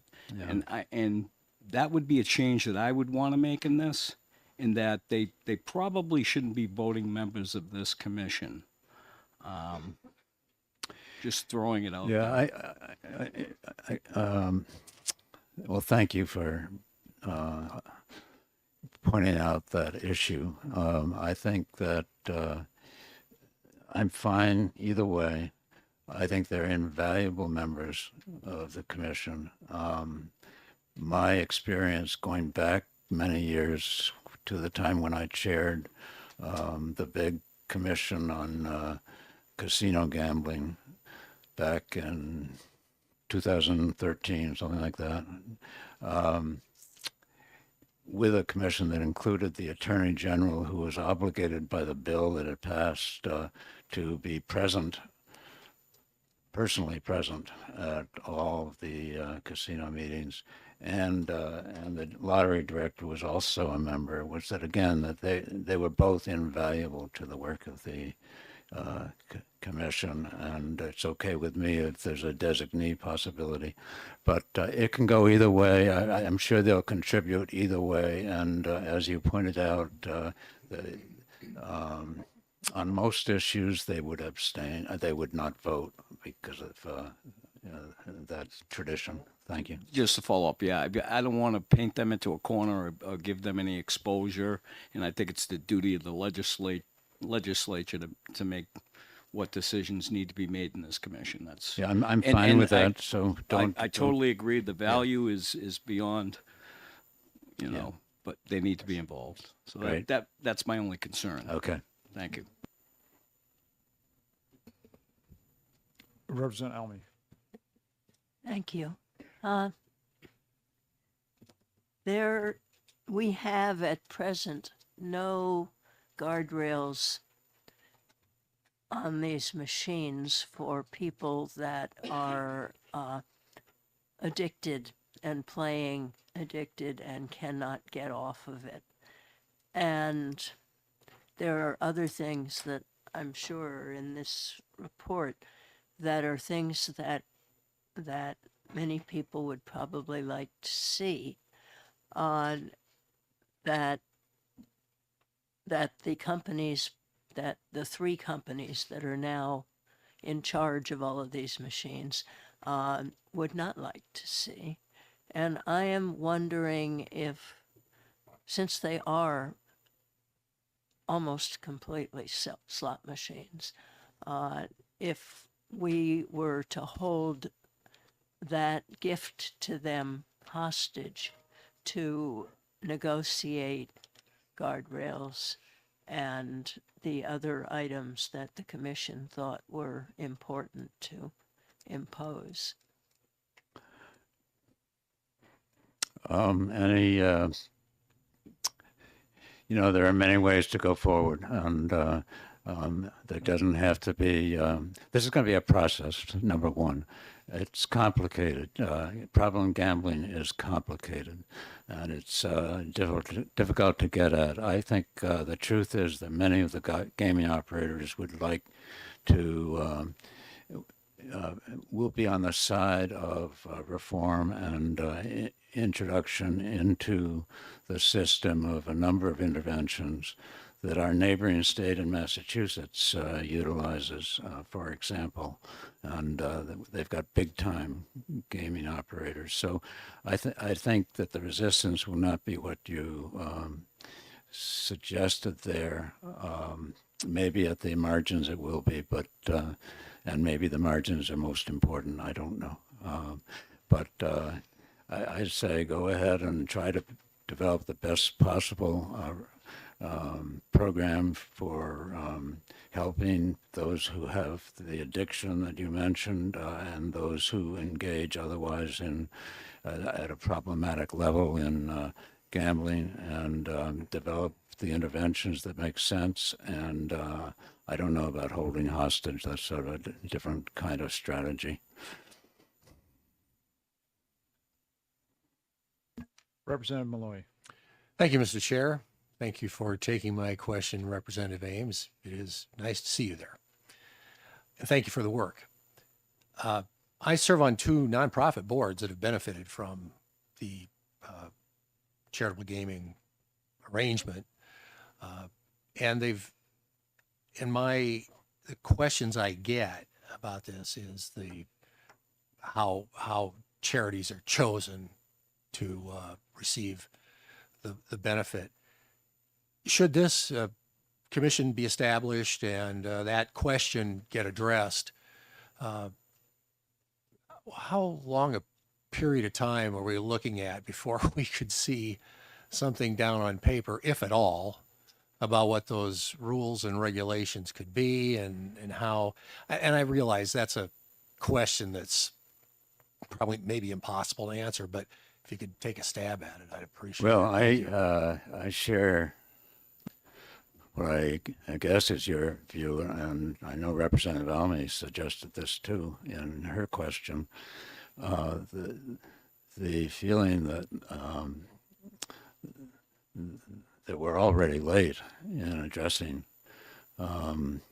many issues in this sort of astonishing rise of machine gambling in New Hampshire, and so the sooner the better. But how you get there, I'm not sure, and I don't know whether there's a particular bill that would allow one part or another of this to be addressed separately. I'd like to see the whole thing addressed, particularly responsible gambling or problem gambling, however you want to phrase it.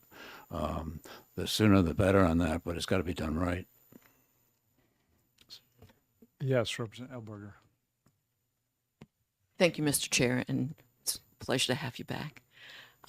Just to follow up on that, I believe we've talked about this in the last term, but when this commission would be looking at selection of charities, would there be criteria? For example, one of the groups that I know, because they told me, benefits from charitable gaming is the New Hampshire State Police Bagpipe Band. Now, I think they do, I enjoy bagpipe music, as opposed to many who don't, but it seems to me odd that basically the state is giving them money to play the bagpipes at events, as opposed to that money going to things like organizations that provide health care or shelter or educational opportunities. So I'm wondering if part of what you would be looking at would be, why would we choose this kind of charity as opposed to another? Well, that's the problem. There is no standard right now.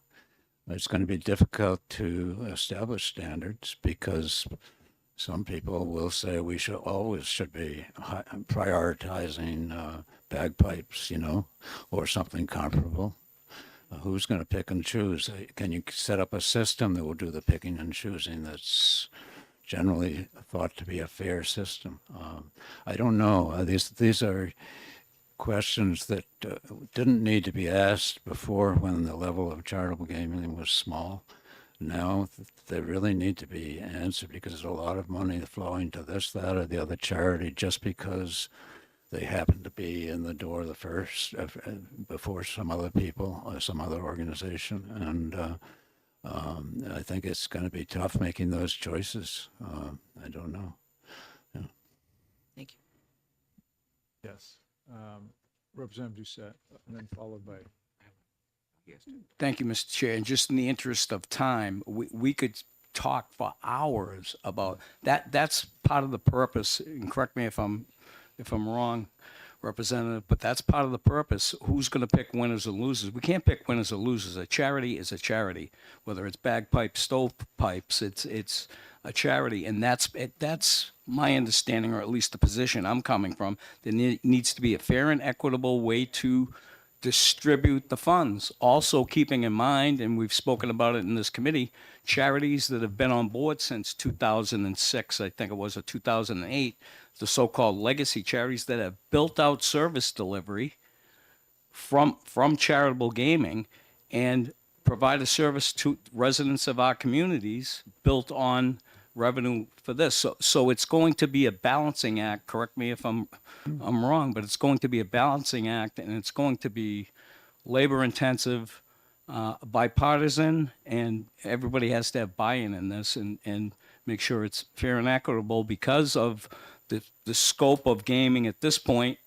Every charity in the state wants to get involved, and rightfully so. Let's see how we can best deliver those dollars.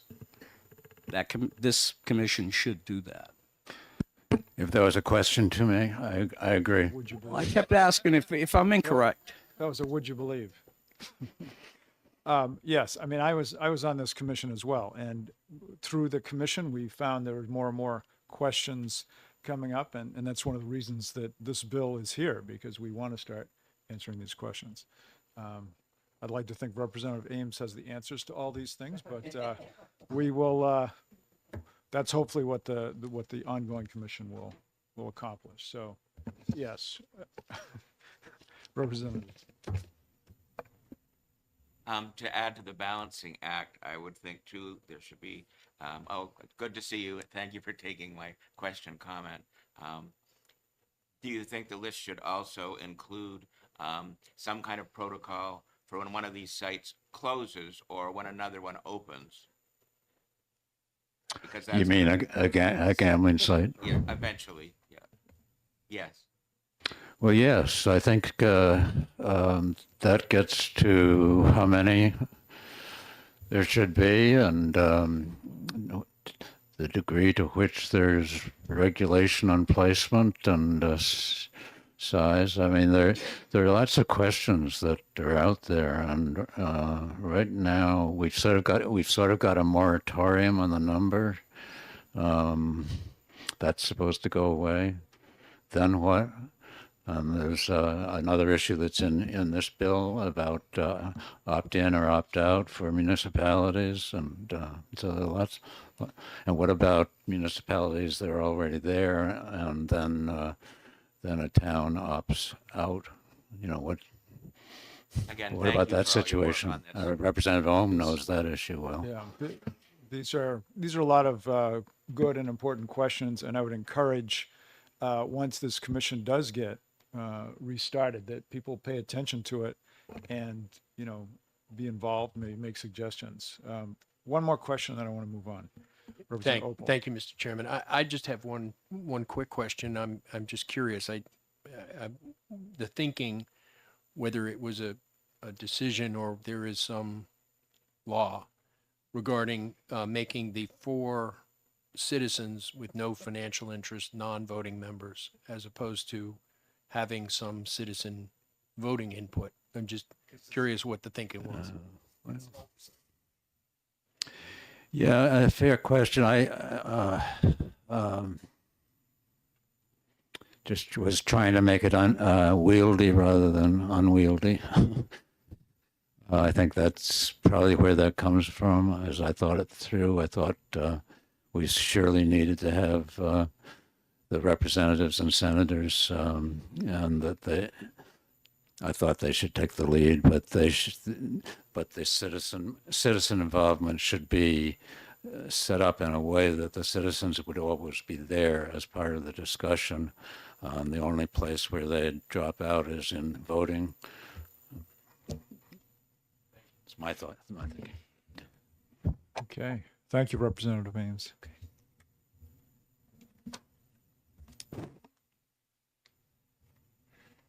Next, I have Alicia Preston.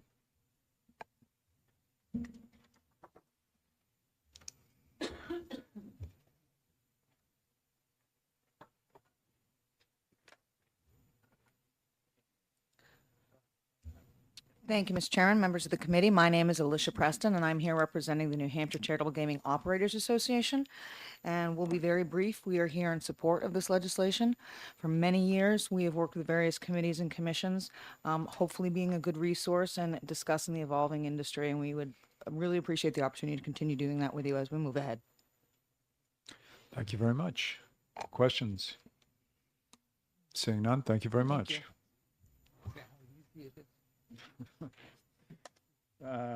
Next, Dr. Deborah Warner.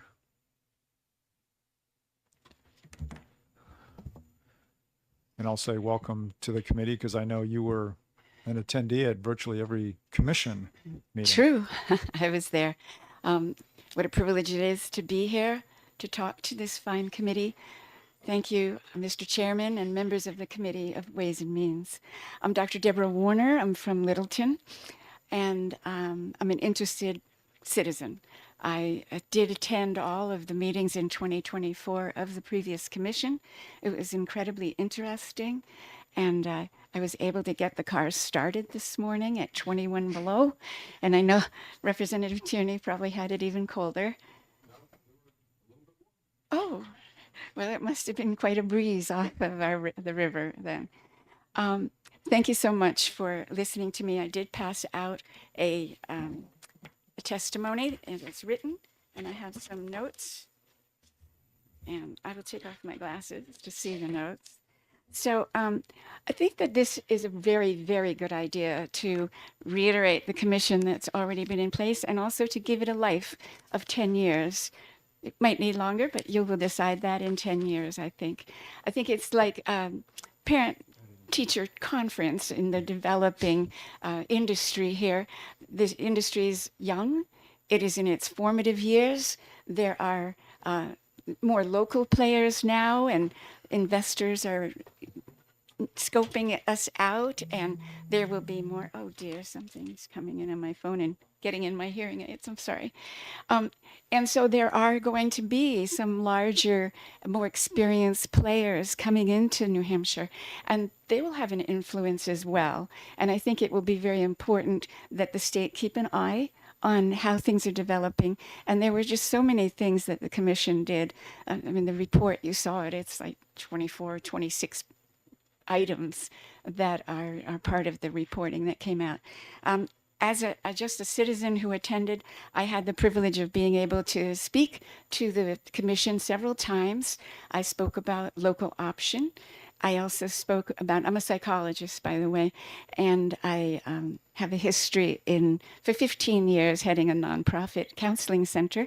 I was able to speak about these community standards, the industry standards for granting charities, and how they are selected for grants, the accountability, the reporting out, the type of submission, and the criteria that would be involved. And I was very glad that that became a point to consider in the next in the report and in this bill.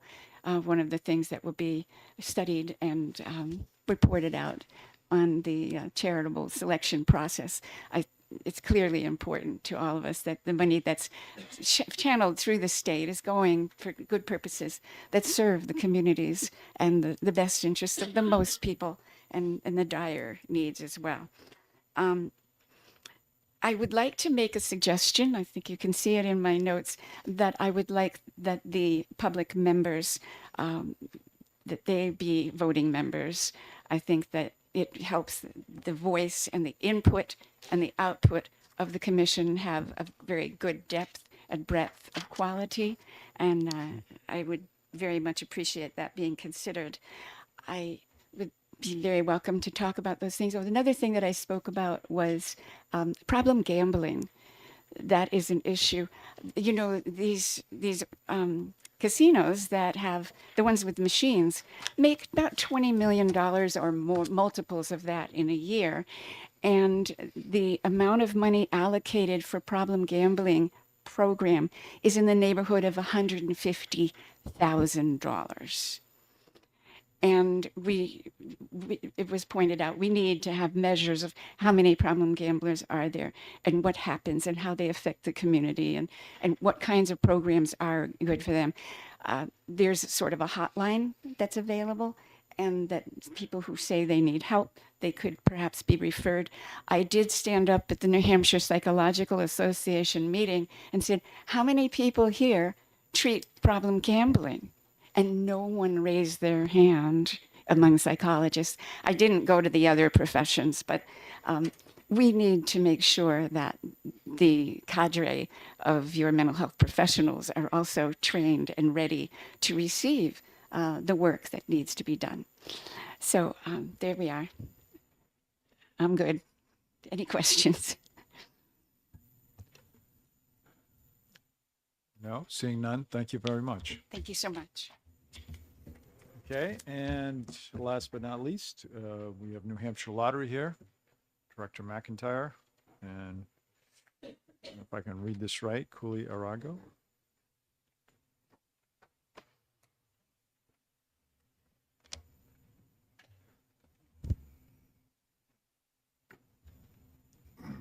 Good afternoon, Mr. Chairman. Charlie McIntyre, Live Director. I know it's late, so I'll be fast. Cooley Arroyo, Chief Compliance Officer at the lottery. So the words designee exist in the bill, and you're looking at the designee, because I've done 7 of these, and I'd have no problem not obviously be involved, but I'm kidding. But most importantly, I would ask if you want to have this commission that you fund it as well. I don't know there's any funding mechanism currently there, and you're going to have expenses. And so I would imagine you'd want to fund at some level. That's decision up to you. That's all I see. Okay. And I may answer any questions on charitable gambling right now, but I know it's late. So I just want to make sure that, I know it's not this committee regarding funding, but certainly it's important that it be funded. The last bill, creating the last commission, now that you mention that, did have funding in it. It did, yes. It had, I believe it was $150,000 annually and non-lapsing, I think. And it was expense of the lottery. We paid the bill, and the bill obviously contains administratively tied to us. So our CFO and his department paid the bills, but I just want to make sure that if you pass the commission. Okay, so this bill, yes, doesn't mention that. Okay, well, it's a good point. Representative Elmy. How much of that money was spent on Spectrum, which seems to be extremely industry? Yeah, the vast majority of it was spent on Spectrum, their report, and then the report regarding problem gaming. That was mostly generated by the Mass Council on Problem Gambling.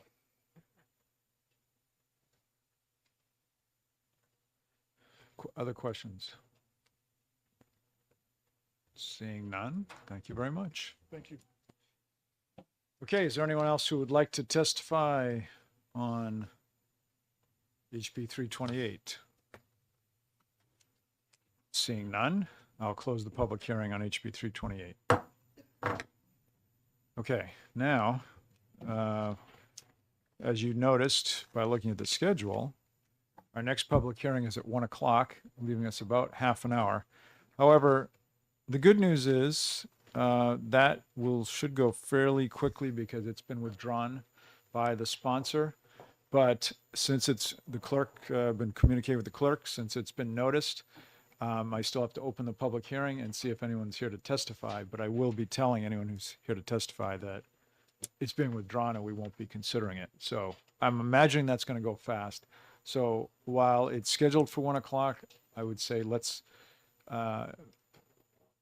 be back by 1:15 sharp so that we can, I don't want to, just in case it takes a little bit longer, I don't want to be cutting into the next one. So we'll come back from lunch at 1:15. Because then we have 2 bills that I have meeting.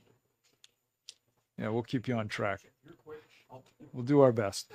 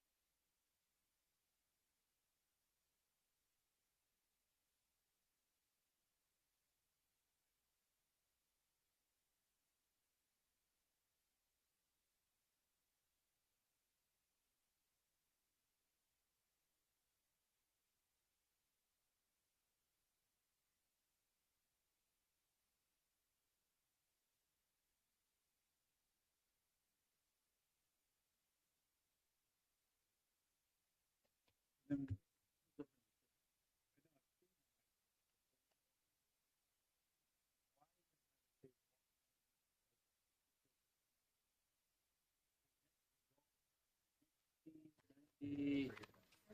or 99, they came up with like 800 and some $1 million.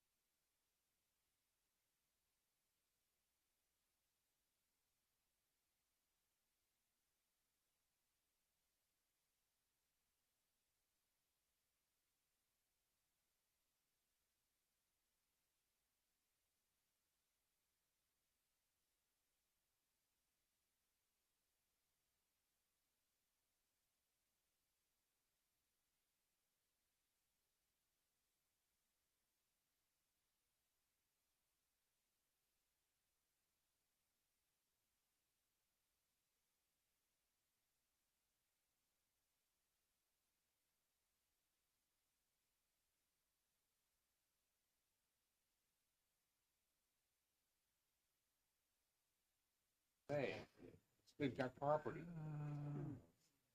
And then with equipment inside, that manufacture.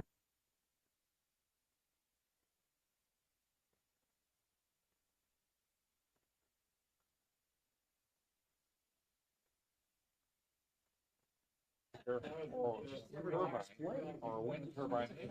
Okay, the time being, what time is it? 1:20? Oh, we're missing one of the clocks. Time being 1:26. We will get started. So you probably all have in your email, not that you've seen it yet, but next week's schedule for Monday, the 27th and Tuesday, the 28th.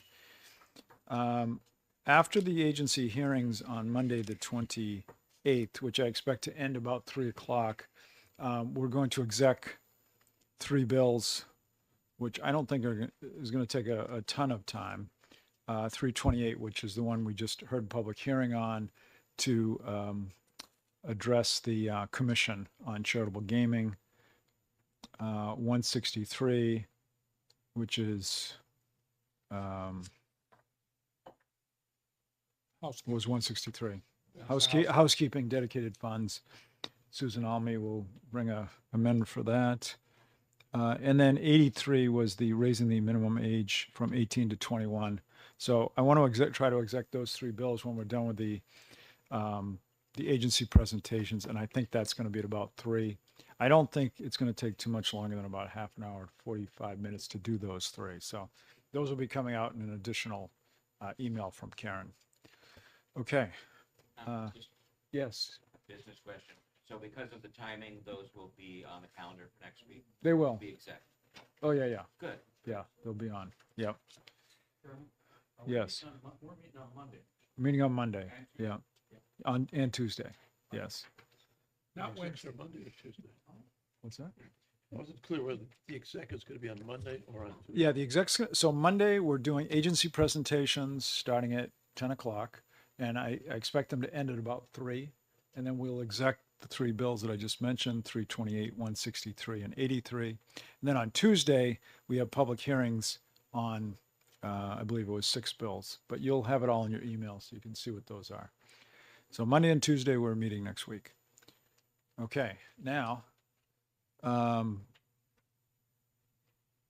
is there anyone here to testify on HB 234?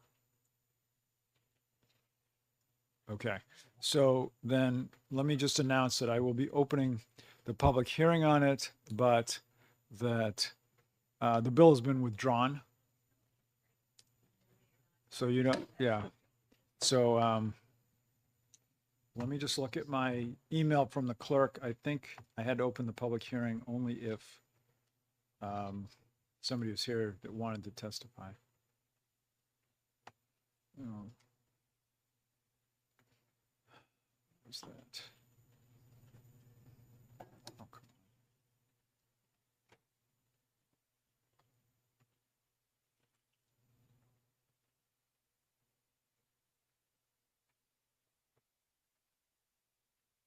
Of course, that email is already buried now. What the heck?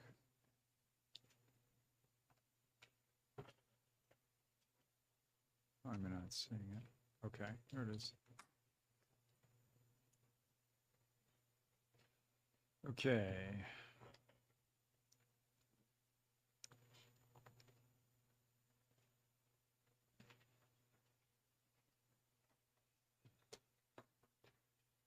Okay, the clerk said if people show up to testify on that bill, HB 234, then we need to hear from them, but they're being... Okay, we'll let you, how many, do we just have the one for 234? Okay, we'll just cross this out.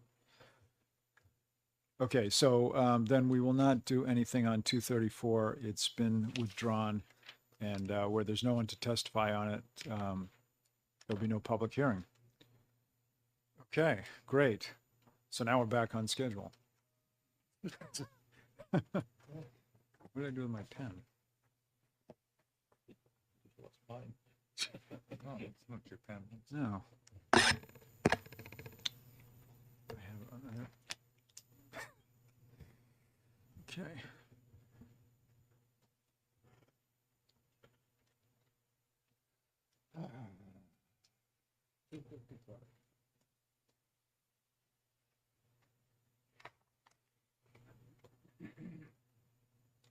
And I should also mention it was the sponsors that withdrew the bill. Well. Okay. So the time being 1:31, I'll open the public hearing on HB 255. And it looks like we're going to hear from Representative Schamberg.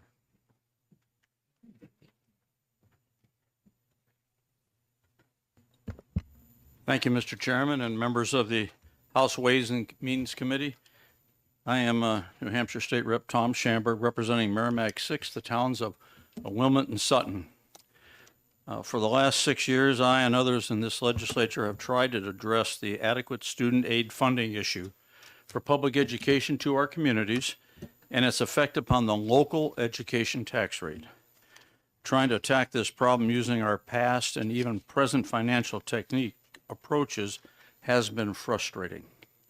Thus, in March of 2024, I contacted the LBA and the DRA for input on my out-of-the-box approaches to provide enough revenue to overcome increased adequate aid to meet Judge Ruoff's suggested $7,356 aid figure per student, and also to remove the swept tax from local taxpayer bills. This bill before you today, House Bill 255, and the next bill on the agenda at 2 p.m., House Bill 318, are two of the four bills that I had drafted, hopefully, to become part of the solution that addresses the Claremont decisions and the current legal situations. And as you see, the estimated change in percentage of revenue that would be deposited in the Education Trust Fund from the business profit tax would be a 43.9% increase, bringing in an estimated addition of $158+ million to the Education Trust Fund, but a decrease in the state's operating fund. The legislative intent of this bill and the next one is of local education property tax relief for all real estate taxpayers, from family homes, small business owners, and the largest companies in the state. And with the conclusion of that, Mr. Chairman, I'll take any questions, as long as they're not spears. Well, I guess that's going to end this.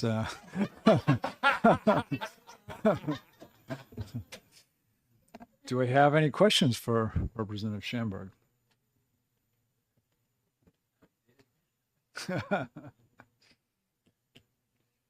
Representative Almy, you look like you might have a question. Yeah, how are you going to pay for the rest of the government? First of all, I think we should at least be champions of property tax relief. And when it comes to the approach to operating the rest of the operating budget, I think we're going to have to, Representative Almy, reconstruct our approach to our social policies and to some of the designated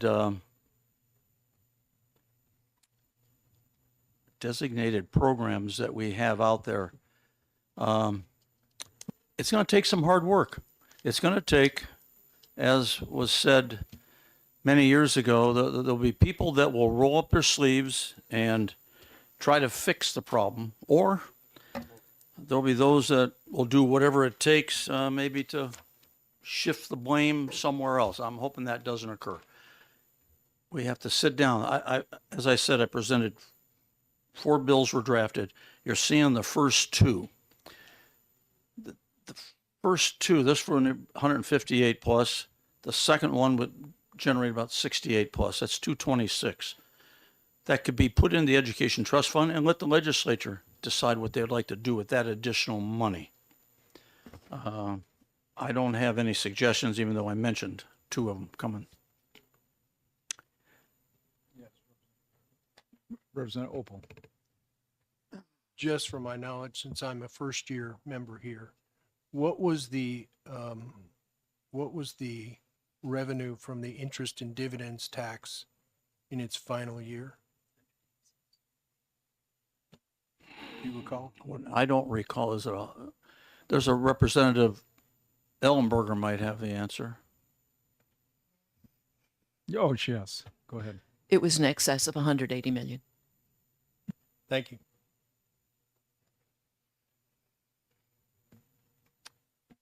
Okay. Yes. Thank you, Representative Mr. Chair. Spar. Why did you choose that percentage and not some other different blend? It was a simple just switch. First of all, when I went to the LBA and asked how much would it take to address the increase in student aid, which is over 500 million, and how much more would it take to address the SWEP tax? And this was the simplest process, move just the percentages around. It leaves the option open for this committee and for the legislature to maybe change the percentages if they would wish. I was just trying to generate some out-of-the-box thinking on how to put money into the education trust fund. Representative Ors. Thank you, Mr. Chairman. Thank you, Representative Schamberg, for entertaining me for a minute and let me ask you this question. So, yeah, I don't think there's, we want to fund this. My concern is there seems to be, from what we heard last week, I think it was Drew Klein testified, Josiah Bartlett, and some of the stuff I read in this New Hampshire Fiscal Policy Institute. I mean, the revenue goes up in the school spending, the spending and the spending, so there's no end in the cycle. So if you have the solution, which, I know you're trying to think outside the box and we got a little time, could you go back to the beginning, like in the 1990s, and walk us through this and explain how we come out on the right end of this? That was a bit of a joke. I just wanted to see how you would respond. I figured we have a half hour to kill, so no, but I do appreciate your question, but I do believe that this committee here, with the next other two bills that will be coming in the future, can at least address property tax relief by putting more money in the education trust fund, and it will allow people in their own residents in their own community like yours to decide how much they want to put into their local property tax for education. And if we're giving enough adequate aid and we get rid of the SWEP property tax portion, then I could maybe agree with Mr. Klein, but his was all mostly theory, not data. And I'm trying to present data, numbers that we can look at to develop a budget that will cover our education, public education, and reduce our property taxes. And we're just going to have to make hard choices on the social programs. Thank you. Are you looking to increase a different tax, or you're just saying we should make cuts to balance it off? I believe you'll have a bill coming in, 502, which will present another source, or another bucket of money that would come into the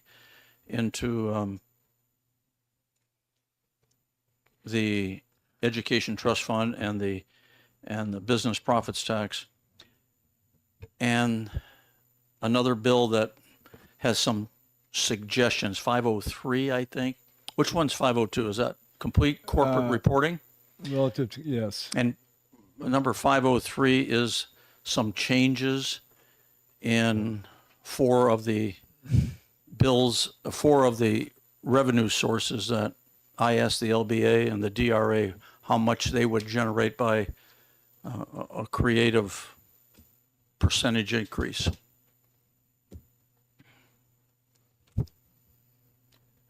Representative Doucette. Okay, I got a fish hook on my lip. Thank you for taking my question. Gonna have take from Peter to pay Paul scenario here, $158 million, and you've referenced social programs a couple times. Can you more definitively explain what you mean by that? I think we address various issues here in the state that are for the citizens of the state. There's programs that are out there that some people say, why do we have to pay this much, or why should the state be giving this much? It'll be some policy changes to reduce the amount coming from the state and maybe be picked up more by maybe a lot of our nonprofits, which I understand do a great job. Maybe they will have to increase a little bit more to take on some of those social issues and fund them. I don't know if that answered your question. No, but it was masterful. Representative Elberger. Thank you, Mr. Chairman. I'm not sure if this question is properly directed to Representative Schamberg or somebody else on the committee. Actually, it's a couple of questions. The State Education Trust Fund is set at a minimum of $363 million. Is that correct? When was that number determined? Representative Almy. 2011.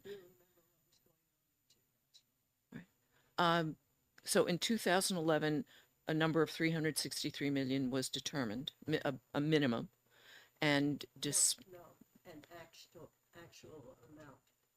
so it can't be So as higher. inflation has occurred, it's down to about half. That was my next question, that in the years from 2011 now to 2025, despite the impact of inflation, that number has remained the same.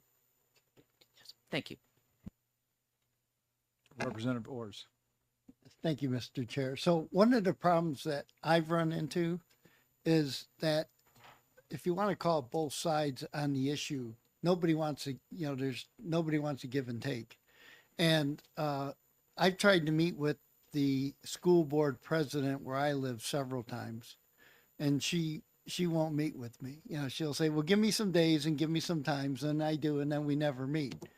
And I think the answer is like the schools, if you look at them, there's part of the school has to be, they're educating students, but it's also a business in a sense. And you just can't keep throwing money into a business if you're not getting an end result that's better. I mean, the school results that I'm reading for the most part are going down. Mm-hmm. The number of students are going down, but I keep hearing that all the costs are fixed. So all the costs can't be fixed, but I think there has to be creative solutions. Number of children in a classroom. I hear, New Hampshire has 100+ superintendents. We have one in Chichester. I mean, you can just about put all the kids in Chichester in this room. I don't know why we need a superintendent. My point is, do you agree that we need to look at some of the spending in the schools and maybe find a way to reduce the spending in order to help balance and work this thing through? Representative Ors, I believe that what I am presenting is property tax relief options for both Republicans and Democrats. What you're having a problem with, I think, is a local problem of handling the issue within your community. The community of the Kearsarge Regional School District did say that what was being presented to them when those 1,600 people showed up on Deliberation Day, we will pay what is necessary. Now, there were only 131, I think, that we're not in favor of that approach that we will pay.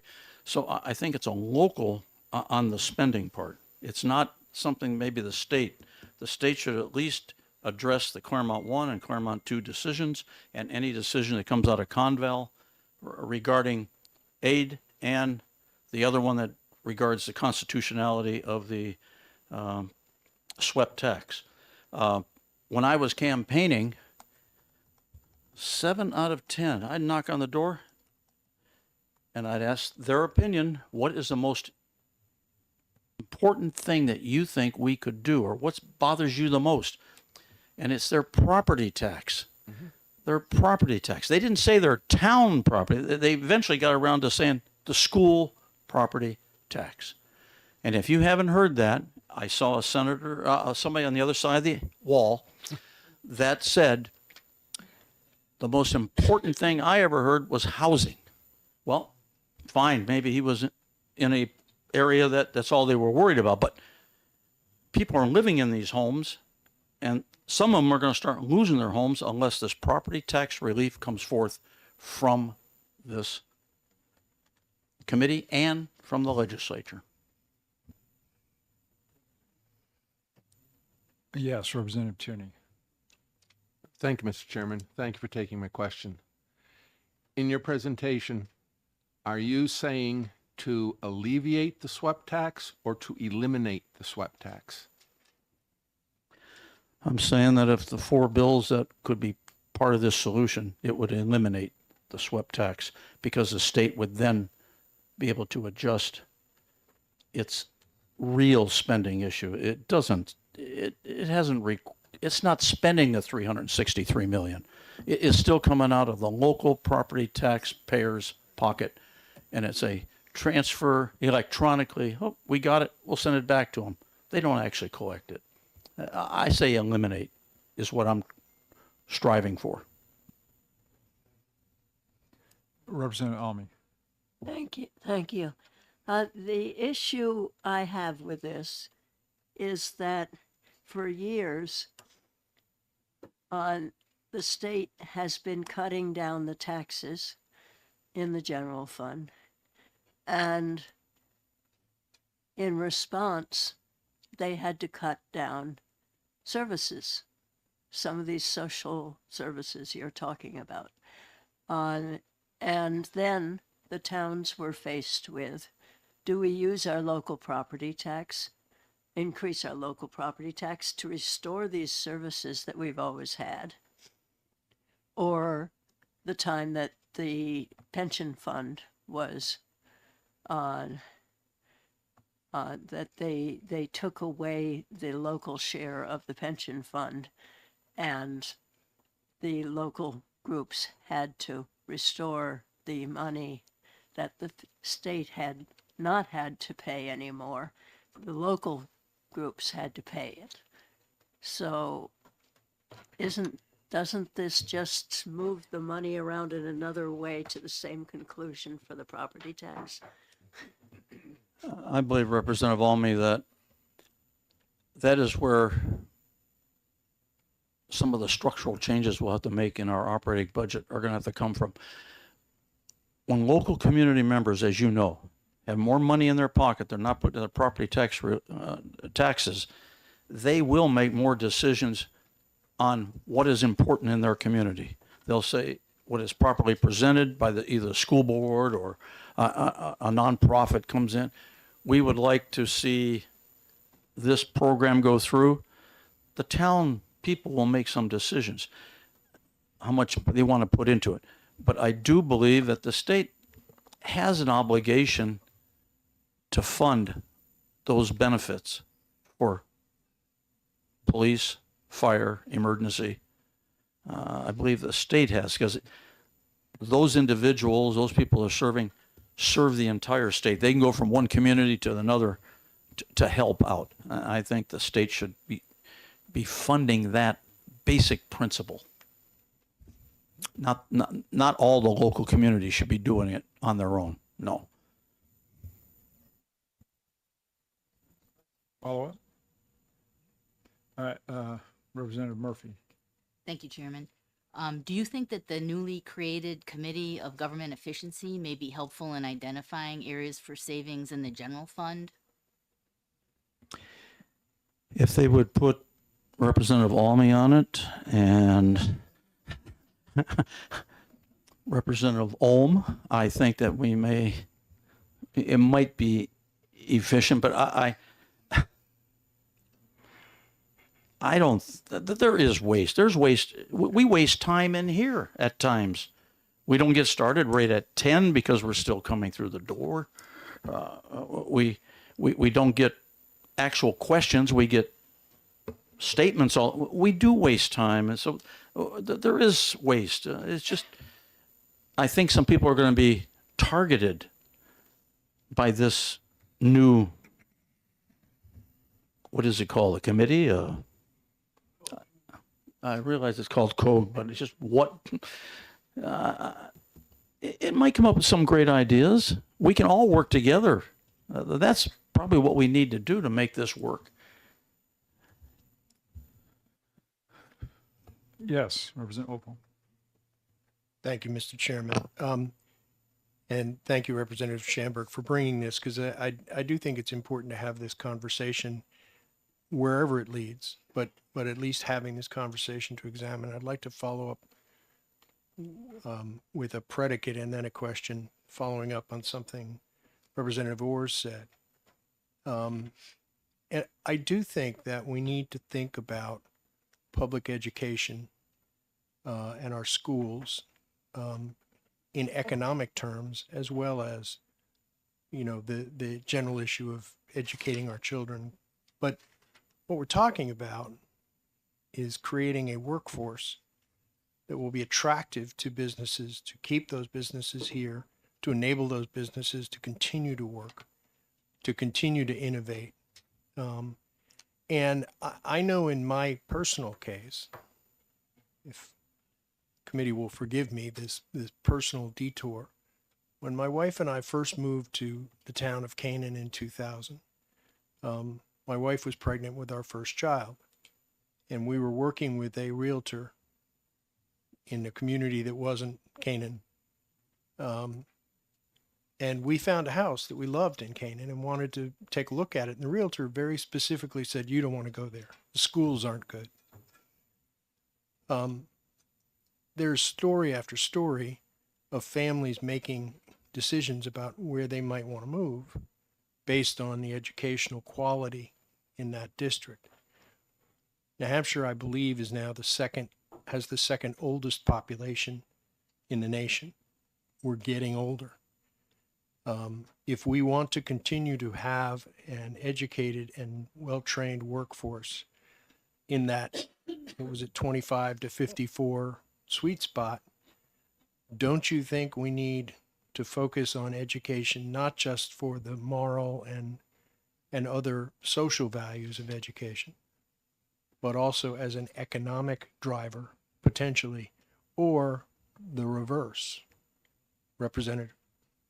I believe the state should address it as an economic driver. And the U.S. Chamber of Commerce reinforced the role of the education system by saying, our educational system is the cornerstone of an educated, skilled workforce, and our students of today are tomorrow's workforce. And the BIA also has stressed they want an educated workforce. And they've stressed that since I saw their last paper was 2011. In 2018, it was also part of their policy to have an educated workforce. They want someone to fund education so that we have an educated workforce. And we as a state should be doing that. Any other questions, Mr. Chairman?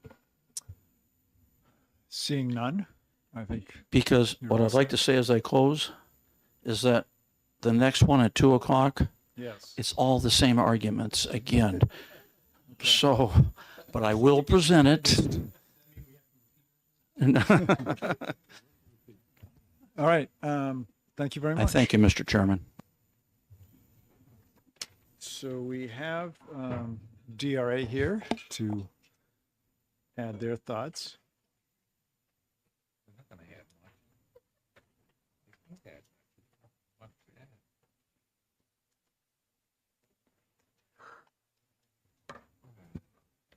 Change the chairs this year.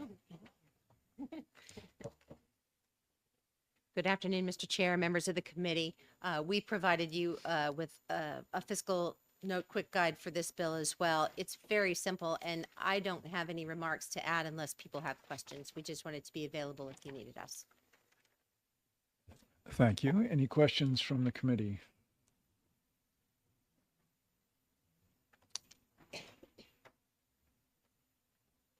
Seeing none, your fiscal notes were great.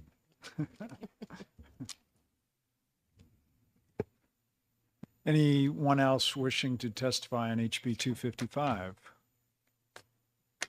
Seeing none, I will close the public hearing on HB 255. I guess we get 2 minutes.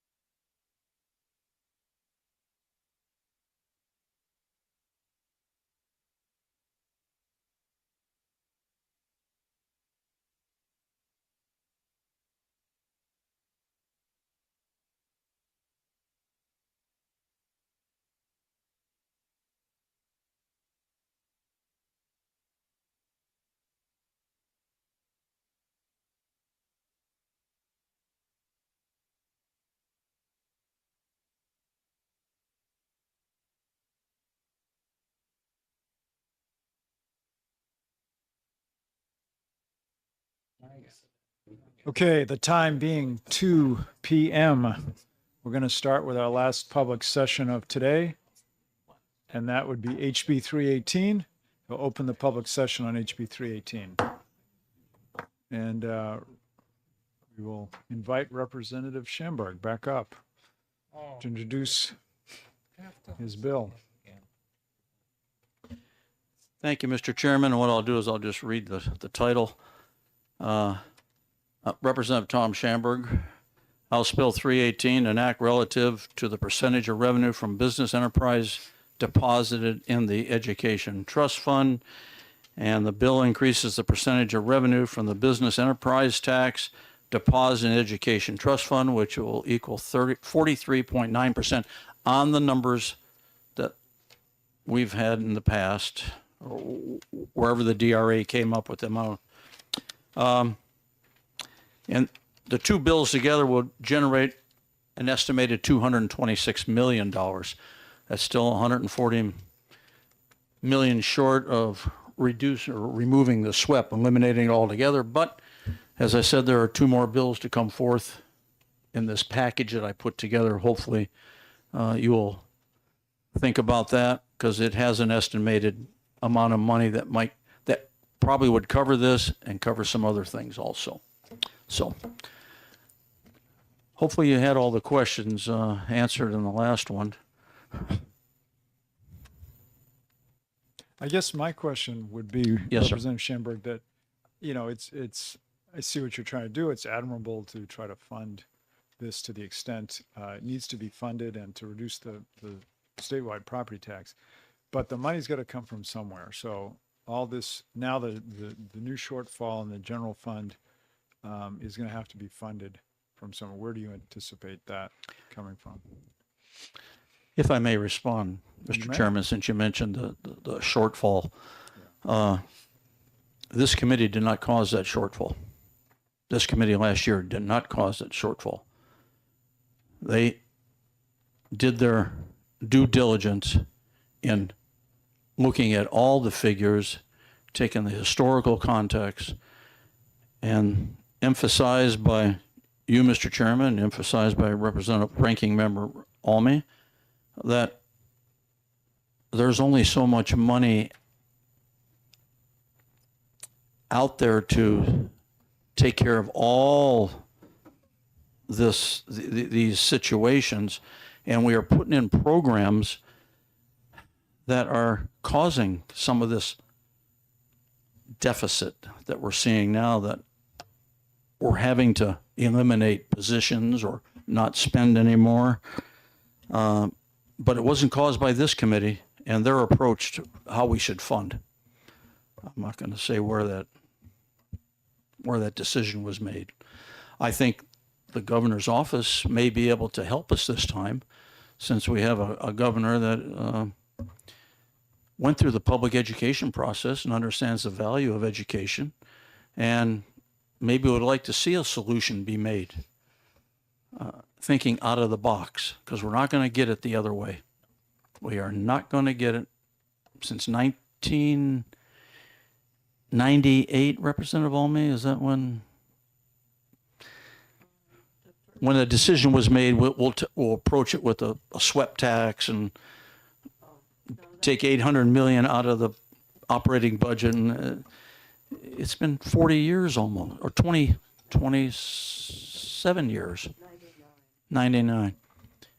We're still fighting this approach. This committee could become the champion of property tax relief, at least getting it out there, and let the people respond to the legislature on whatever this committee comes up with. So, but the issue would be that now taxes have to come from somewhere, or programs have to be cut. I mean, what is your perception of it? Or you're just saying? 3 of these bills that I have put together do not increase the present taxes that are out there. They do not. Now, there is one bill that's going to come in that you should find very interesting, but it designates. There's certain things that designates. I did go, when I saw the LBA, I did ask them, how do I get up to student aid being equal to $8,000 per student? But that's the next bill. Yeah. Are you referring to the bill that increases the BPT, BET, brings back the interest and dividends? That bill, number 503, I think. Okay. Well, that answers my question. Yeah, Okay. it's there. All right. Thank you. Representative Ullery. Representative Schomburg, if you recall, there was a serious property tax issue in Connecticut. And Connecticut promised to get rid of the property tax if only an income tax was put forward. And the result was that it passed, and Connecticut got an income tax. And then it got a sales tax. And then the property tax went up again. And now it's higher than it is just about anywhere except New Hampshire. The point I'm trying to get at, I thought you were going to ask a question, but go on. well, give me a chance. Give me a chance. We already talked earlier about wasting time by waxing philosophical. The question is, under the structure of New Hampshire, where the towns have the ability to impose a property tax for what the town wants to do, how would it decreasing the small sections such as swept of that property tax, which is minuscule, have any bearing whatsoever on the property tax that, as was mentioned in one of the articles published recently, less than 11% of the people in town vote for? How would a state action have anything to do with what the towns do and the lack of participation of the towns in their own government? Well, first of all, the people in the towns did not vote for a swept tax. That was done by the legislature. And if you use the position of, well, we were elected by them, so we'll put it on. No, that's not. Town of Wilmot,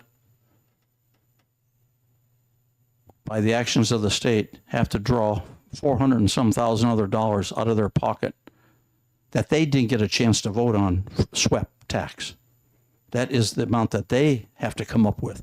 That doesn't include the local property tax, which they can vote on. It doesn't include the county.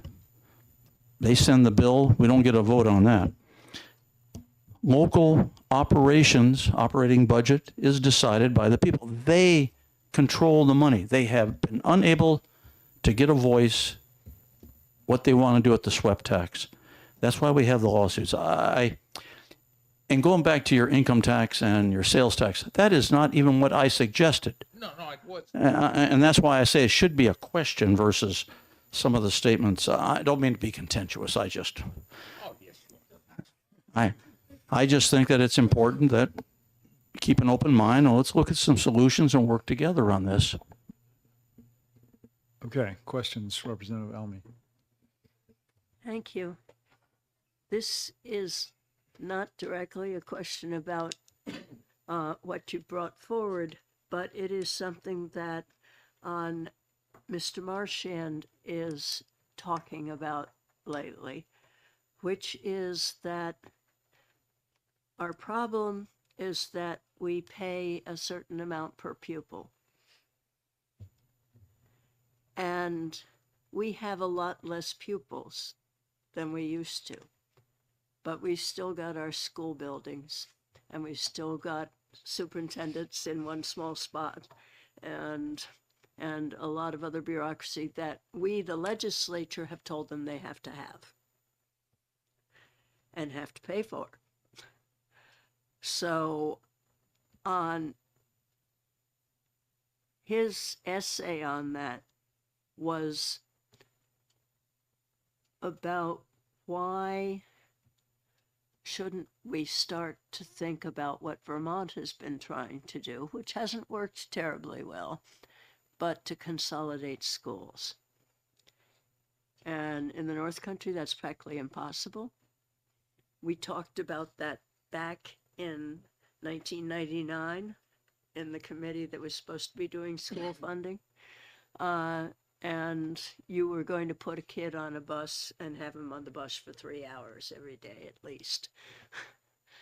And in other places, we closed 2 elementary schools since I've been in Lebanon.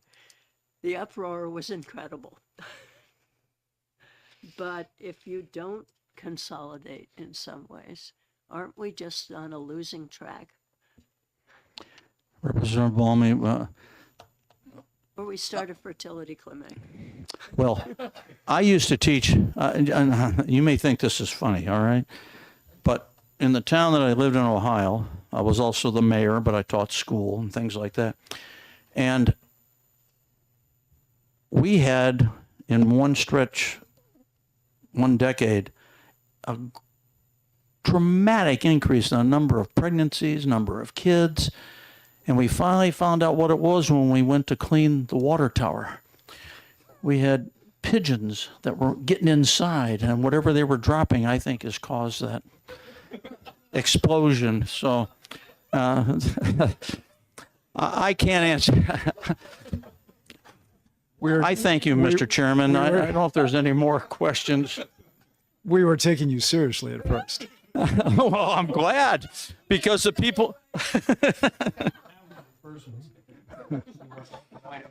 Okay. Any other questions? Yes. Can I just make a comment? Sure. This is true. I was on the school board in Lexington, Massachusetts, and toward the end of the school year, we'd had budget passed. And sometime during the summer, there were 6 elementary schools. In one elementary school district, 3 families with triplets and 2 families with twins, all of kindergarten age, moved into that one district. We had to get another teacher. I mean, that wasn't, so weird things can happen, but they're not happening here right now. And, you know, I don't know, for example, how the good people of Chichester might feel about consolidating with another district nearby, even if whether the legalities were there or not, and giving up control over your schools. But that may be one of the things that we do need to look at. Those were not children from Orwell, Ohio. I guarantee that, all right? They didn't go there. Okay. I'll get to questions in a second here, but let's, I think some of what we're discussing now is maybe a work session type stuff. I think we've gone off the rant here for public hearing. Representative Orrs. Yeah, so to pick up the conversation a little bit, I mean, Chichester, I think it'd be a real battle. That's what I don't You want to know, do. Pick up the conversation. But no, but I mean, I guess the question I'd ask you is, do you think there's the possibility that some of us could get together and sit down? I mean, most businesses have to look inward first when things are going wrong, right? So have you ever heard of the gold in the mine concept? No. Okay. So basically the gold in the mine concept is if you need to cut your expenses, this isn't a water tower joke. You know, you have to look at what you're doing, right?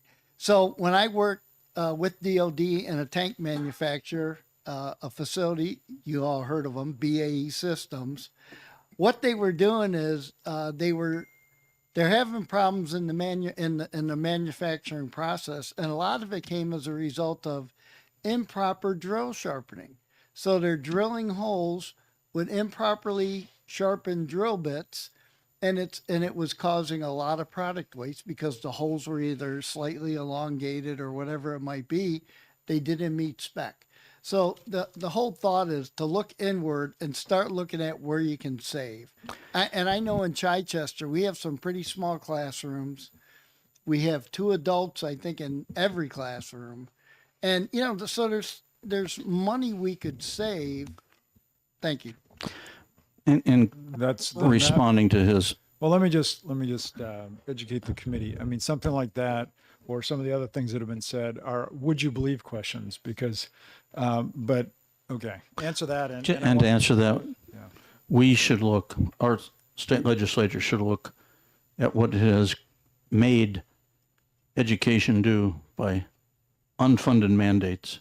118 of them that this state has required. Where are we going to find that? We can't go out and raise our prices on things like businesses can. So thank you, Mr. Chairman. Thank you. I'm seeing no more questions. Okay, I have the DRA once again for this bill.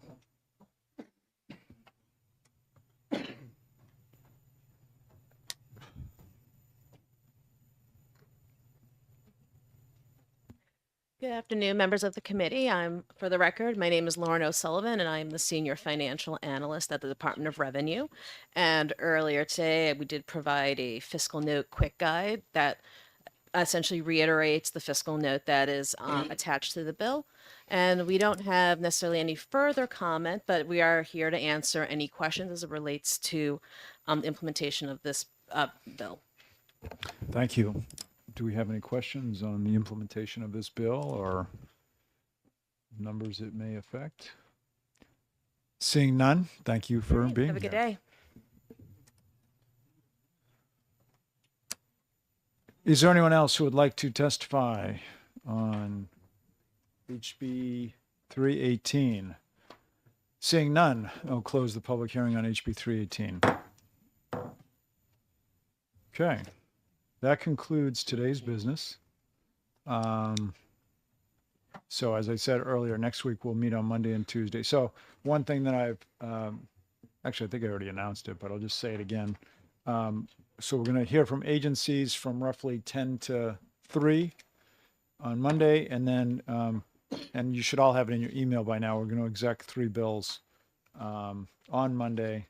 So anyone who's bringing amendments to those 3 bills, they are HB 328, HB 163, and HB 83. If you're bringing any amendments to those, please have them ready for Monday so we can exec those bills. And they'll be, as I said, exec at 3. So, you know, if there needs to be some cleanup during the day or whatever, it'd be nice if you had them ready by the beginning of the day, but it gives a little bit of leeway. So any questions from anybody? Seeing none, thank you. Close the meeting.